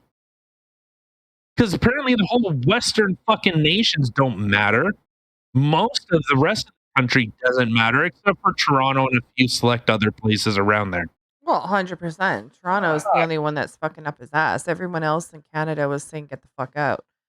Which is just it's comical because, like, literally, like, yes, I understand the population in Toronto, we've discussed this, is a lot larger than the other provinces, but still, think about that. Toronto's, like, the one place that wants him to stay, and yet everywhere else is like, "No, get out." But fuck the rest of Canada, right? Because it's all about fucking Toronto. Yeah. Like, anyone, please, like, you know, 1984, V for Vendetta, Fahrenheit 451, Atlas Shrugged. Like, these are dystopian novels. Every single dystopian movie you see is corporations control everything. Corporations are basically replaced the government. An unelected official gets to tell you what to like, what? All right. You know, I can't even. It's absolutely disgusting. like, this is the type of stuff that I see and I know about. And like I said, Jimmy Dore, yeah, some of his politics is a little fucked up, at least to me. You know what the thing is, I could really sit down with him and discuss why I think maybe universal basic income probably isn't the best idea, or why universal healthcare. Eh, there are problems with it. And you know we live in a country that has universal health care. Okay, paying for all our schools. Okay, well, you're paying for it one way or another.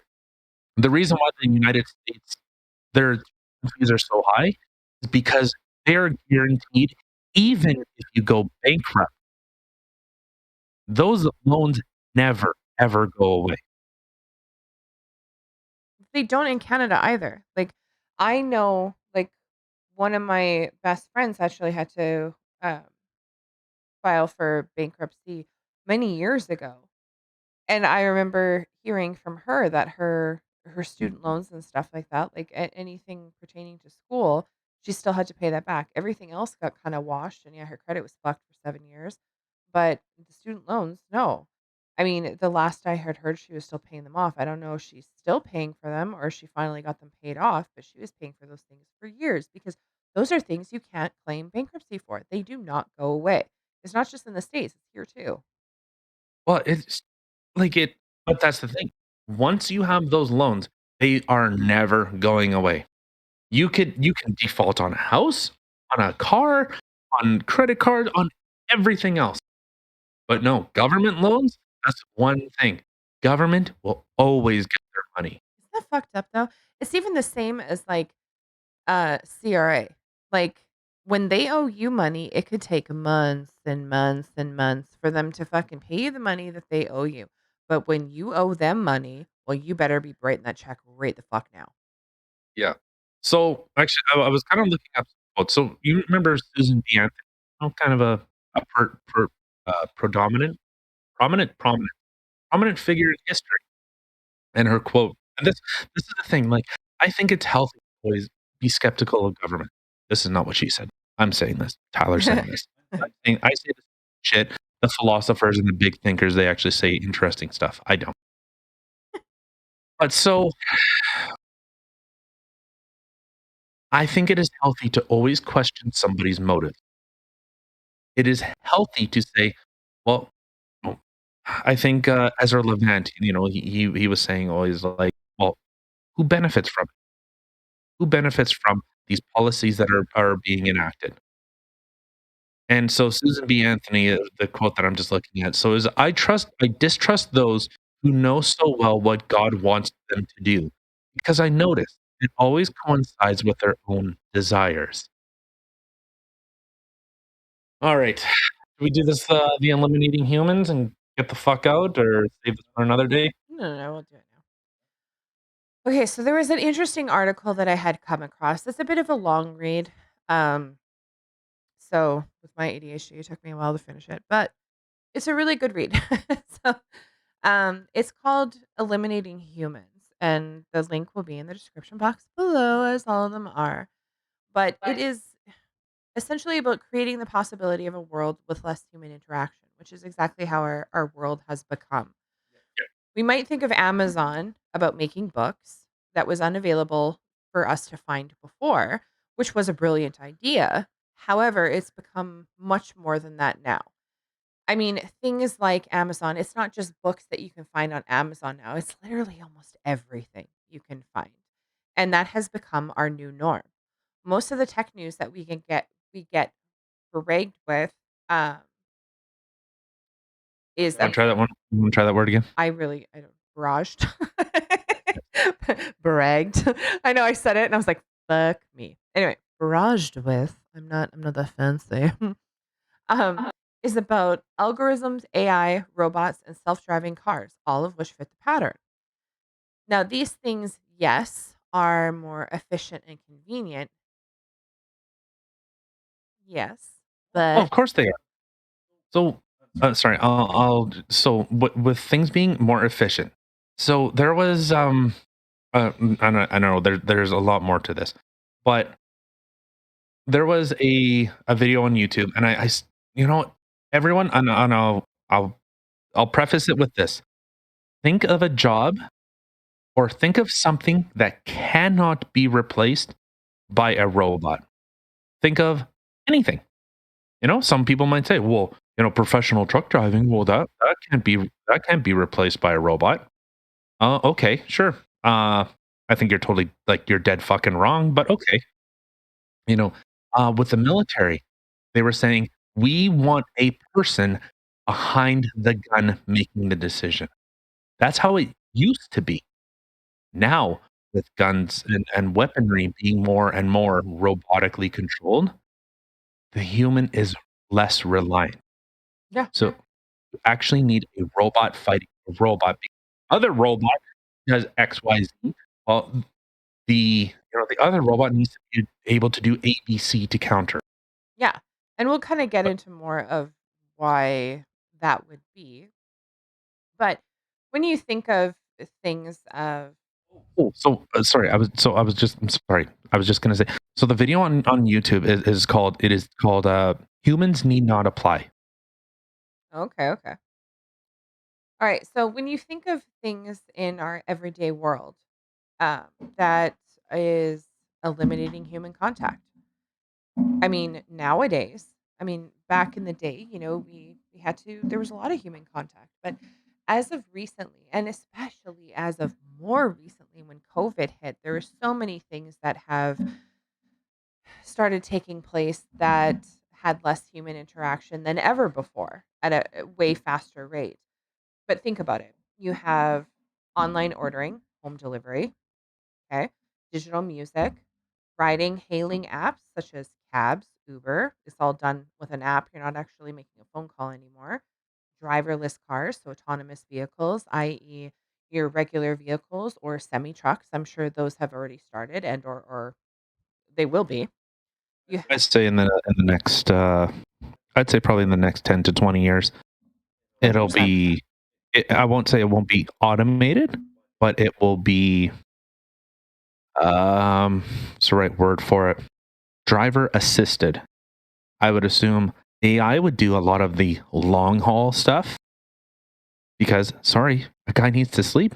All the laws and regulations are all in because someone has to sleep because some truck has slammed into something and killed something. Yeah, I mean, the thing is, like, even now they have autonomous vehicles, but they're designed that the person still needs to be awake and their hands still need to be on the wheel in the event that they need to take it into manual and take over themselves. So, Can, can you imagine the day when they say, you're not allowed to drive? You're a liability. it's coming. We've literally I've had discussions about this. It's coming, and it's a lot more I feel it's a lot more quicker than a lot of people really realize. I think coming by 2030, you're You'll gonna be be seeing this stuff. banned from driving. You are Yeah. unreliable and unsafe. Well, 100%. You're not gonna need driver licenses anymore, nothing. You're literally just gonna get into a vehicle and because they're gonna be considered the what is more reliable. Safer. Yeah. safer. So, along with and everything else that we have in a non-human interaction world as of now, so you have automated checkouts. So you have McDonald's, you have the McDonald's app where you can pre-order your food, just go pick it up. There's Skip the Dishes. You have Walmart Superstore where you can do online ordering, and then you just go pull into a parking spot, call, "Hi, I'm here." Pop your trunk, they put it in, away you go. Then you have AI. Well, AI is better at decision making than humans, i.e., if you're using a map app or whatever, they can choose the fastest route. They can also calculate the traffic for you. And it is getting, um, also with AIs, it's getting better to spot things like melanomas that many doctors, for example, may miss. Much routine legal work will soon be done by computer programming, so financial assessments are now being done by machines. You have robot workforce. So factories increasingly have fewer humans than workers. So what's the benefit in that? Well, there's no illness, there's no personality conflicts, no people claiming workers' comp overtime, stuff like Mhm. that, like win-win. Then you have personal assistants. You have your Google Home, Amazon Echo, Apple TVs and Apple homes and stuff like that. Your video games, virtual reality. Yes, some games are online and have interaction, but most are played in a room by one person and you're jacked into the game. The interaction is all virtual. Then you have Yeah. automated high speed stock buying and selling. So again, no human interaction. Online education with no direct teacher interaction. Then you have social media. Social media is a simulation of real connection, but Yep. again, no real human interaction. Yeah, and with a couple of these, so, everyone's pushing, I want higher wages, higher wages, higher wages. Okay, I'm not gonna go work at McDonald's for 12, 13, 14, 15 bucks an hour because McDonald's fucking sucks and I don't wanna work there. I'm not saying this as a knock against, McDonald's. I'm saying it as a knock against the people that say, "Oh, well, we need to stop automation. I want a better wage," or if I'm gonna work here, okay, McDonald's had signs for $1,000 sign-on bonus, for pay raises, for all this type of stuff, and people are saying, "No, no, no." So you're literally saying, "I do not want this job." So McDonald's is just gonna say, "Okay, we're then we'll just put the kiosks in." You're gonna order your stuff, and then, maybe, 2, 3 people in the back are gonna be preparing the order. We don't need cashiers. You'll just do it yourself, do it through your phone. Okay, if you 100%. you know, the only people that really go up to order, like, I'll do it sometimes if I wanna customize something or I'm looking for an alternative that someone else or that the kiosk doesn't offer. Or your older people who aren't Yeah, tech savvy, you yeah, know? mostly Yeah. seniors because they still crave that, "Hey, I would like to get my coffee and my paper," Well, yeah, and they they want to feel good. actually see someone smile and, "Oh, Yeah, how are you?" and have a little chat. yeah, so I remember years ago, me and a friend of mine, Darian, we were on a ski trip, and we ended up stopping I believe it was in Nipawa. Nipawa. Sorry. Happy Rock. It's yeah. No, that's Oh, Gladstone. no, yeah, right, sorry. That's I said it and I Gladstone. fucked it up. Yeah. See, Nipawa. I have to say it like that because it's the same thing like I say like McGregor. Eh, McGregor. See, if I don't McGregor, I don't know why. It's just for some stupid fucking reason I gotta say McGregor. I don't know why. Okay, this is just one of my fucking weird stupid ticks. But so when we were going through there, we ended up having to order through the drive-through and we had to walk in. So we went like not walk in, but we had to walk through the drive-through. Oh, sick. And so yeah, we had to okay, but so we were walking through and so we walked up to the little ordering window thing, not the whatever the display, Yeah, yeah, yeah. where the person on the headset, welcome to And McDonald's, can I then take yeah, your order?" yeah, Yeah. And so I was sitting there and I was going I was making like a car sound. And then yeah. Darian was ordering. And then they're like, "Yeah, okay, well, whatever." Like they can see us. Like we're two people standing in a fucking driveway or whatever the drive through. And so when we walked up, I'm sitting there Oh my god. and the person had a sticker on their shirt and it said smiles are free. And so I looked at the girl and I go, "Hey, I thought smiles were free." And she inadvertent, she's like, she smiled and laughed. I'm like, "Okay, Yeah. thank you." Like, but it's like that little type of stuff. But that's being lost. It's becoming very automated. Yeah, there's no interaction now. No. But the thing is, like, as it said, efficient and convenient. Mhm. But people are arguing for, well, I want those higher wages. You know, Walmart, they have, instead of one person manning one till, they have one person manning 10 tills. Well, yeah, you have those self-checkouts, and there's literally one person that stands there in case somebody has an issue, and there's 10 tills going, and everybody's just going and checking themselves or out and bringing their stuff up in a way that they go, and they're just, what that's it. Well, and you think, like, I'm sure they did the market research on this. Even if they accounted for theft, like someone forgot to pay for something, it is most likely cheaper for that person to steal something. And I'm not advocating for stealing. I'm saying that if someone forgot to scan something, and you know what, unfortunately or unfortunately, I am quite honest. I'm to an extent, I'm a rule follower. As long as the rules make sense, like, hey, you know what? Walmart is providing a service. I am paying for that service.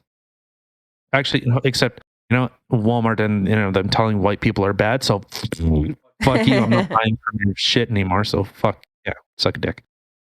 But so I will, okay, I'm here purchasing this, and but I'm sure they accounted for, hey, if someone steals a gift card, or not a gift card, the fuck are those things called? That you give to people on their birthdays. Gift cards?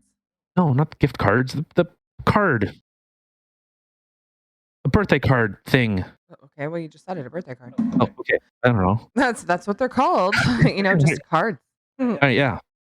I'm sure they accounted for like small things to get stolen, and it's probably cheaper than having to pay someone, you know, whatever, 12, 13, 14, 15 bucks an hour to scan something. I mean, yeah, I mean, they did figure out a pretty I can't say foolproof plan. But, I mean, the way that they did set up their system, because I mean, ideally, when you're going through these self-checkouts, you're not having a big cart, right? So, Yeah. you're gonna have a little basket, and you put the basket down, and every time you scan something, it takes for the weight of that item, Yeah. right? So, even something super small that barely weighs anything, it still takes an account for that. But if you do go in with a freaking cart, then it's a little bit of a different story. Well, and those systems have gotten better, because I remember when they first came out, they were so finicky that they were actually a problem. Now they actually have tolerances built in, so that they're not so anal about them. But so, like, I don't know, I have a problem every time I go to one of I those don't, things. but yeah, no, and you know what, and I agree. Like, one of the most successful games ever produced, a single player game, Elder Scrolls. Everyone knows about Elder Scrolls. Even if you've never played it, I'm sure you've seen a video or you've seen some type of clip, something regarding Elder Scrolls. I would be very surprised if someone hasn't seen something related to it. And it is a virtual world. It feels alive, because there's dynamic things happening in the world, whether they're scripted or unscripted. You know, there are things happening in the world, and it's to simulate social interaction. And yeah, it's Which is actually kind of funny because when you think of even Sims, like Sims World or whatever, I remember when I was younger, my sister had a PlayStation. I did not, but she did, and she had Sims. And Jesus, I tell you, I would literally, the first time I played that game, she went to bed, and I'm like, yeah, I'm just gonna like stay up and play this for a little bit longer. Yeah. Then all of a sudden she came out of her room because it's morning time and I was still fucking playing. So I was like, just one more day, just one more day. But the thing is, in that game too, like I had a girl, my sister had never seen it before, but I had a girl that was literally swearing. Like it was just like, those exclamation and dollar signs and stuff like that. But she was like freaking out on everybody. She's like, "What did you do to her? I've never seen a character like this before." But she was so sleep deprived and didn't have like any interaction and stuff. But that's the thing, that's what the game is designed for, right? You have to have human interaction. You have to make sure that they're fed Yeah. and they shower and, and they go to work and this and that. And she was so deprived that she turned into like this miserable person, which is kind of funny, but that is exactly how people are. People aren't designed to be alone. But so okay, so what are some of the effects of less interaction? So for us as a society, less contact and interaction, real interaction, would seem to lead to less tolerance and understanding of differences, as well as more envy and antagonism. Mhm. Okay. Totally. Uh-huh. As has been evidenced recently, social media actually increases division and amplifying echo effects and allowing us to live in cognitive bubbles. We are fed what we already like or what our similarly inclined friends like, or more like what they, or more likely now, what someone has paid for us to see in those ads and mimicking content. In this way, we actually become less connected except to those in our group. Social networks are also sources of unhappiness. Showed that more people who use Facebook, the worse they feel about their lives. While these technologies claim to connect us, then they surely are intended, bleh, surely intend effect. It is that also that drive us apart and make us very sad and envious. Many of these tools and apps and other technologies are hugely convenient, clever, and efficient, but in a sense, they run counter to who we are as human beings. When interaction becomes so strange and unfamiliar thing, then what we have uh, changed who and what we are as a species.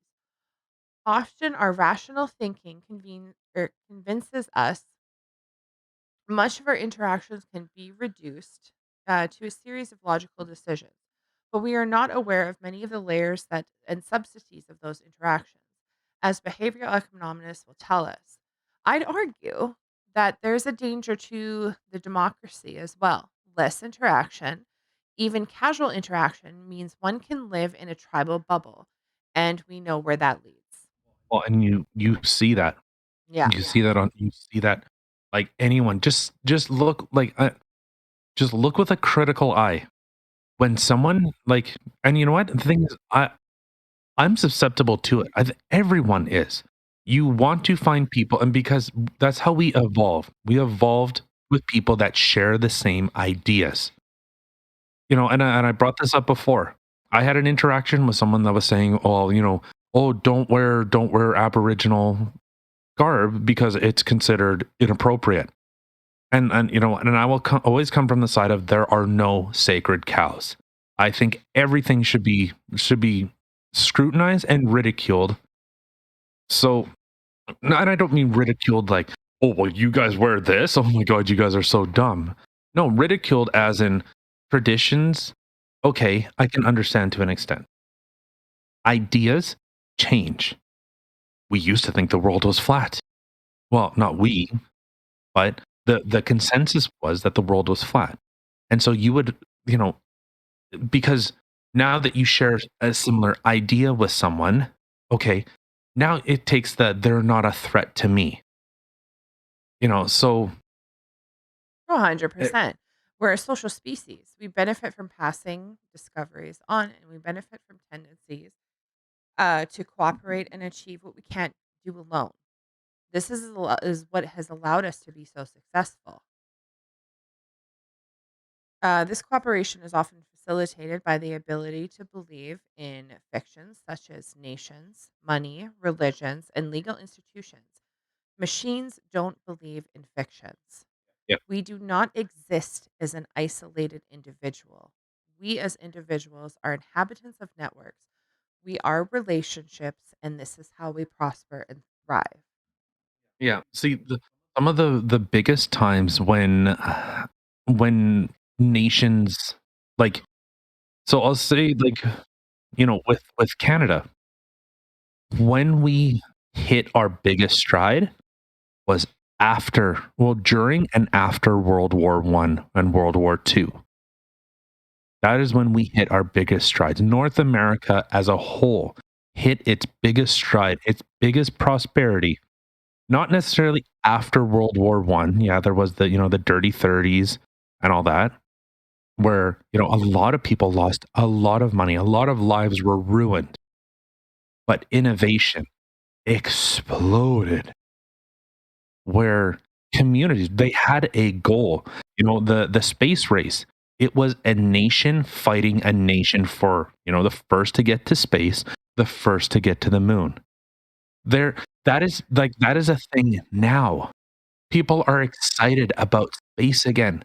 People love seeing Elon Musk, Jeff Bezos, and the other fucking Bronson, John, fuck, can't remember his name. Well, look at the one thing that we talked about or when I talked about in one of our past podcasts with the whole SpaceX thing, how they sent 4 civilians up, Yeah.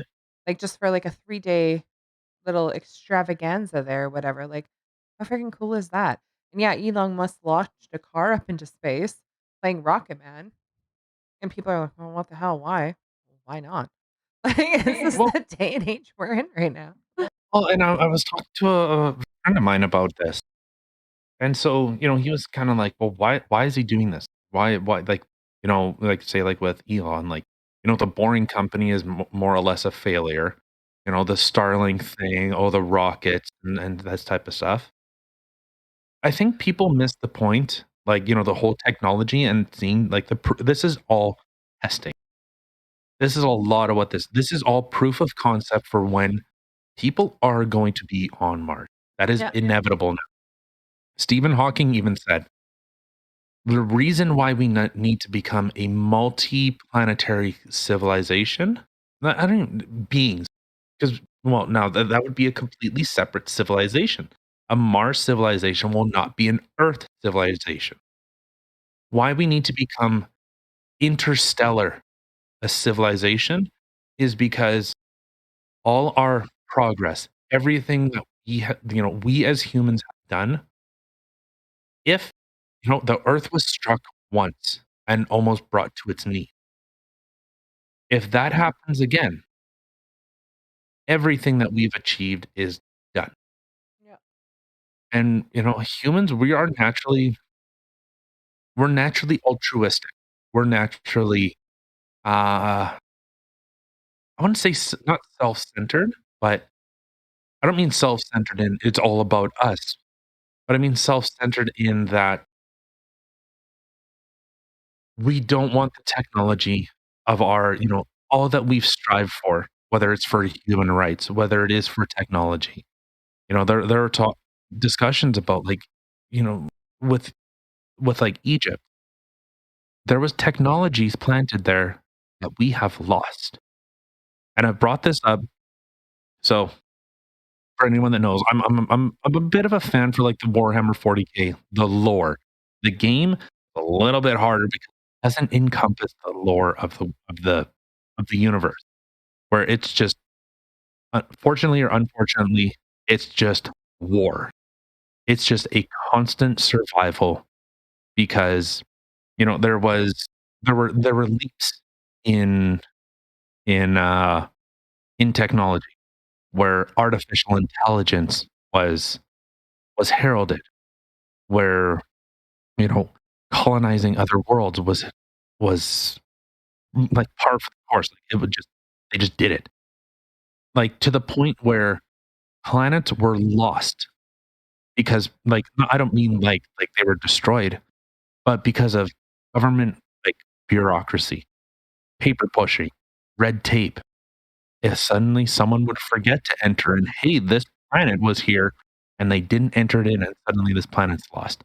So what ended up happening, so for anyone that knows, like, Warhammer, it was called the Age of Strife, and it was when humanity was at its absolute peak. It had conquered the galaxy, and it started to collapse. There was, for anyone that knows, there was First Rebellion, where other legions of humans were seeing that, hey, the God Emperor was being touted as a god, and they said, "No, like, we are a secular, we are an atheist society. No, right.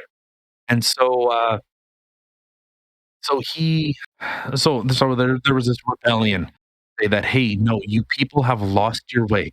You are now deifying a person. You are literally creating the thing you vowed not to do, where you are creating gods and all this type of stuff. And so, sorry, our dog went from one room and he needed to go into the other room. So yeah, there you go. But so we were able to terraform planets over and over, like in the lore, terraforming planets, being able to, you have, well, there were things called, I think, SCTs or STCs, where they had what? Drink? Oh, where they literally had all the information for a civilization to thrive on a planet, and they started losing this technology, and it's just slow decline into, as what they called it was the age of strife, or the dark ages, where technology had stagnated, innovation had stagnated. And probably I would say since, since after the space race, our civilization stagnated. North America has stagnated. There was the internet, and what was the great leap forward? Well, I would just say, well, you have your yeah, you have all the things that I just mentioned. We've had a bunch of technology things, but the thing is I mean, that's the thing. This has all taken place and come to fruition because of human interaction. This didn't all just come from somebody sitting in their room all by themselves for years and then all of a sudden just like, "Hey, I have an idea," and then brought it to fruition. No. This would have taken a lot of brainstorming, a lot of back and forth, a lot of going to somebody else like, "I can have an idea, but I also need somebody else who can help bring that to fruition for me." Somebody who's an engineer or somebody who's a scientist or a mechanic, depending on what idea it is that I have, it takes multiple people. Now, We work great as groups, especially in 100%. expert. That's when you get your best ideas. Like, even sometimes you could think that, "Hey, I have a great idea," and then you start bouncing it off of somebody else. And even sometimes just saying it to somebody else, you're like, and then you kind of realize, well, there's a little bit of a flaw there. Or somebody else can pick up that there might be a flaw there, and then you guys can work it out to make it this perfect plan. But the thing is, when you're okay, say in a time like right now, especially with COVID and everything, with everybody being in isolation and everybody being alone, there no, there isn't any growth. There isn't a lot of that happening, a lot of innovation happening because people are spending too much time alone. And it is a proven thing that humans are social creatures. They thrive in community. They thrive with being with other people. Now when you That's how take we've succeeded for thousands of years. exactly. Being able to work as a community, and trust me, this is not an endorsement of communism. Fuck you. No, but but that's the thing, like, you have so many people who are in isolation or have been in isolation. Now look at all the things like suicide rates and depression, how those have been on the rise, and, like, I'm not talking just, like, a little bit, I'm talking, like, massive numbers on the rise because we're not meant to be that way. Now a lot of these things that I had mentioned, your online shopping, your whatever autonomous vehicles, yes, they have their benefits and they are very efficient and they're convenient. However, there has to be a line that we draw where you're not eliminating all human contact because it just doesn't work that way. We're not going to thrive as humans, and everything will, as um, Tyler had mentioned in his game or whatever, his lore, everything will stagnate. Things aren't going to go any further. So you're just going to have a bunch of people who are sitting at home. You know what this reminds me of? Oh God, what movie was that?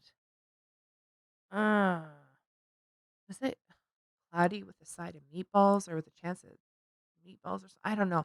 Remember there was that one cartoon movie where they had like everybody because everything was all internet based and there was no everyone was just really fat and Well, there was Wally.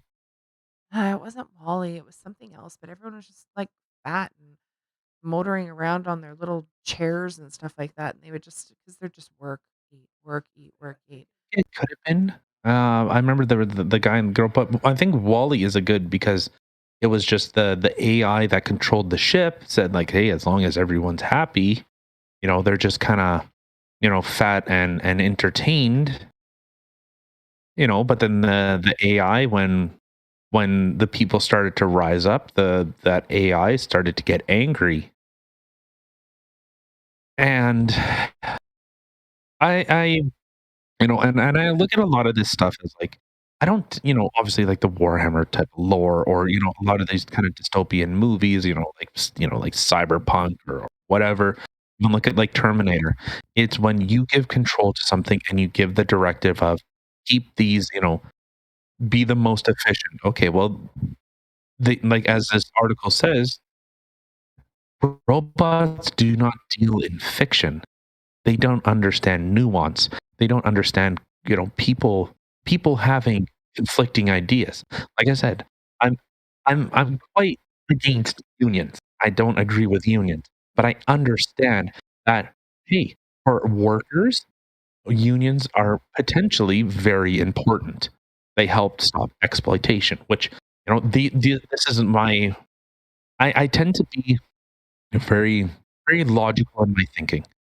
You know, I try to okay, as long as this stuff makes sense, okay, then I can I'm like, if you brought up an idea to I'm pretty simplistic in my understanding of it, like, simplistic in that, okay, does it conform to, is it that freedom of choice?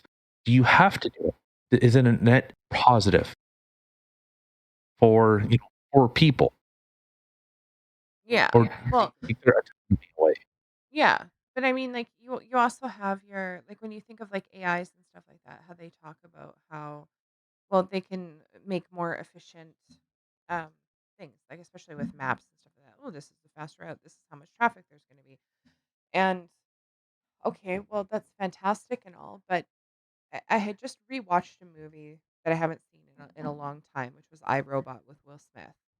I love Will Smith. Anyway, but, in that movie in particular, there's in one point, like, something that really bothered him was the fact that his car and somebody else's car both went in over the bridge into the water, and this robot had saved his life instead of this, I think she was, like, 11-year-old girl or something like that, because it calculates the, "Okay, this is your age, this is your chance of survival, okay, so I'm gonna save you, you're the proper choice." So, you take that humanity out of that, so there isn't any sort of empathy or caring or whatever, it's just it makes that logical decision for you that, "Okay, you're the logical one, and that we're gonna save you." So, when you deal with things like that, you don't have the same outcomes that you would normally. Like, okay, imagine these iRobots or whatever as cops or military. They're gonna go into another country, let's just say, and they're gonna see a child, and they're not gonna see a child. They're gonna look and, "Okay, this is an enemy, boom, dead. Okay, next. Oh, look, there's a woman. Enemy, boom, dead." Like, they're not gonna be able to make that logical thought. Potentially, I would look at it kind of more like this way. No, I don't think that they would make an illogical thought. They would make the absolute logical thought. So let's say a child combatant, or even if it's a non-child combatant, they might be able to, pick up this child's face and say, oh, this is a child of this person. Statistically, a child that is the offspring of a, say of a member of the community that is under occupation or whatever, statistically, let's say, has a 60% chance. I'm just making up a number. This is just an example. Has a 60% chance of becoming a combatant themselves. So they might say, logically, that would make the most sense. I am eliminating a future threat now. So it could be something like that. It'll Yeah, and be, how fucked up is that, though? yeah, Because this kid, let's just say, might never be a threat, and they're making that decision for you and for them, and it's just, mm, they're well, sorry. Okay, so, okay, fucking finish your fucking what? No, I was just gonna say, like, there has to be a as much as things can be efficient and convenient, there needs to be a point where you're like, "Okay, no, that's too far. We should not do this." Like, you just gotta stop. Well, I don't know, I guess in terms of progress, and so I guess we'll say this, you know what, let's get the fuck out of here. Um, so, like, with the humans need not apply, they said that the reason with, like, say, with driving, the system doesn't have to be perfect, it just has to be better than the average. So let's say if 40,000 people die on roadways in North America, I'm sure it's a lot. Let's say whatever, I'm just throwing out a number. Let's say it's 50,000 people die on roads every year. All that has to happen is on average, they have to show that it's better. It doesn't need to be perfect. It can be 20,000, 30, 40,000 people die on average on roads with self-driving cars. Okay. They are now safer. Yeah. All they need to prove that they are more efficient, they are better than humans. They don't doesn't have like I said, doesn't have to be 0. It can be 4,500. 45,000 people die instead of 50,000. Yeah, and I mean, that's the thing, like, people tend to be more emotional thinkers, well, especially women, but and then you have AI, which is more logical, which technically most men are more logical thinkers than women would be, but regardless, okay. So, sometimes you can say that the fact that human beings have emotion in their thinking could actually be detrimental, and if you were to think logically, that could actually be more, I don't know, profit what's the word I'm looking for here? Pro? Uh, Sure. better, yeah, there we go. Alright. But but, I mean, the thing is I can understand the goodness in both of them. You know what I mean? But the thing is, like, if you have strict logical thinking or strict emotional thinking, yeah, it could not be a good thing. But that's the thing with AIs is there is absolutely no emotion in there whatsoever. Like they don't think emotionally. That they're not designed for that, and they can't because they're not humans. They're just a robot. No, you can build that in. You can build in simulated emotion, but I don't know. This could be another topic for another day. Yeah. I know we can keep going on this for a while Yeah. with So AI. moral of the story here is you just Like, follow, subscribe. yeah, you just say like you have the elimination of humans. So it it's tending to be more prevalent in a lot of different areas in life. So I don't know. It's kind of scary. But anyway, thank you everybody for listening. In what we had to say, our opinions and such. Don't forget to like, subscribe, thumbs up, thumbs down, leave a comment. If you have anything to, want to say to what we had said today, or you just completely disagree with us, that's cool too. Don't forget to follow us on YouTube, Rumble, Spotify, Anchor, anywhere you want to listen to your podcasts. You can also check us out Facebook, Instagram, TikTok, Twitter. Um, yeah, share. Did I mention share? I think I said share earlier in the thing, but share. Shut the fuck up with that. Alright, good night, everyone. Bye. Good night, everybody.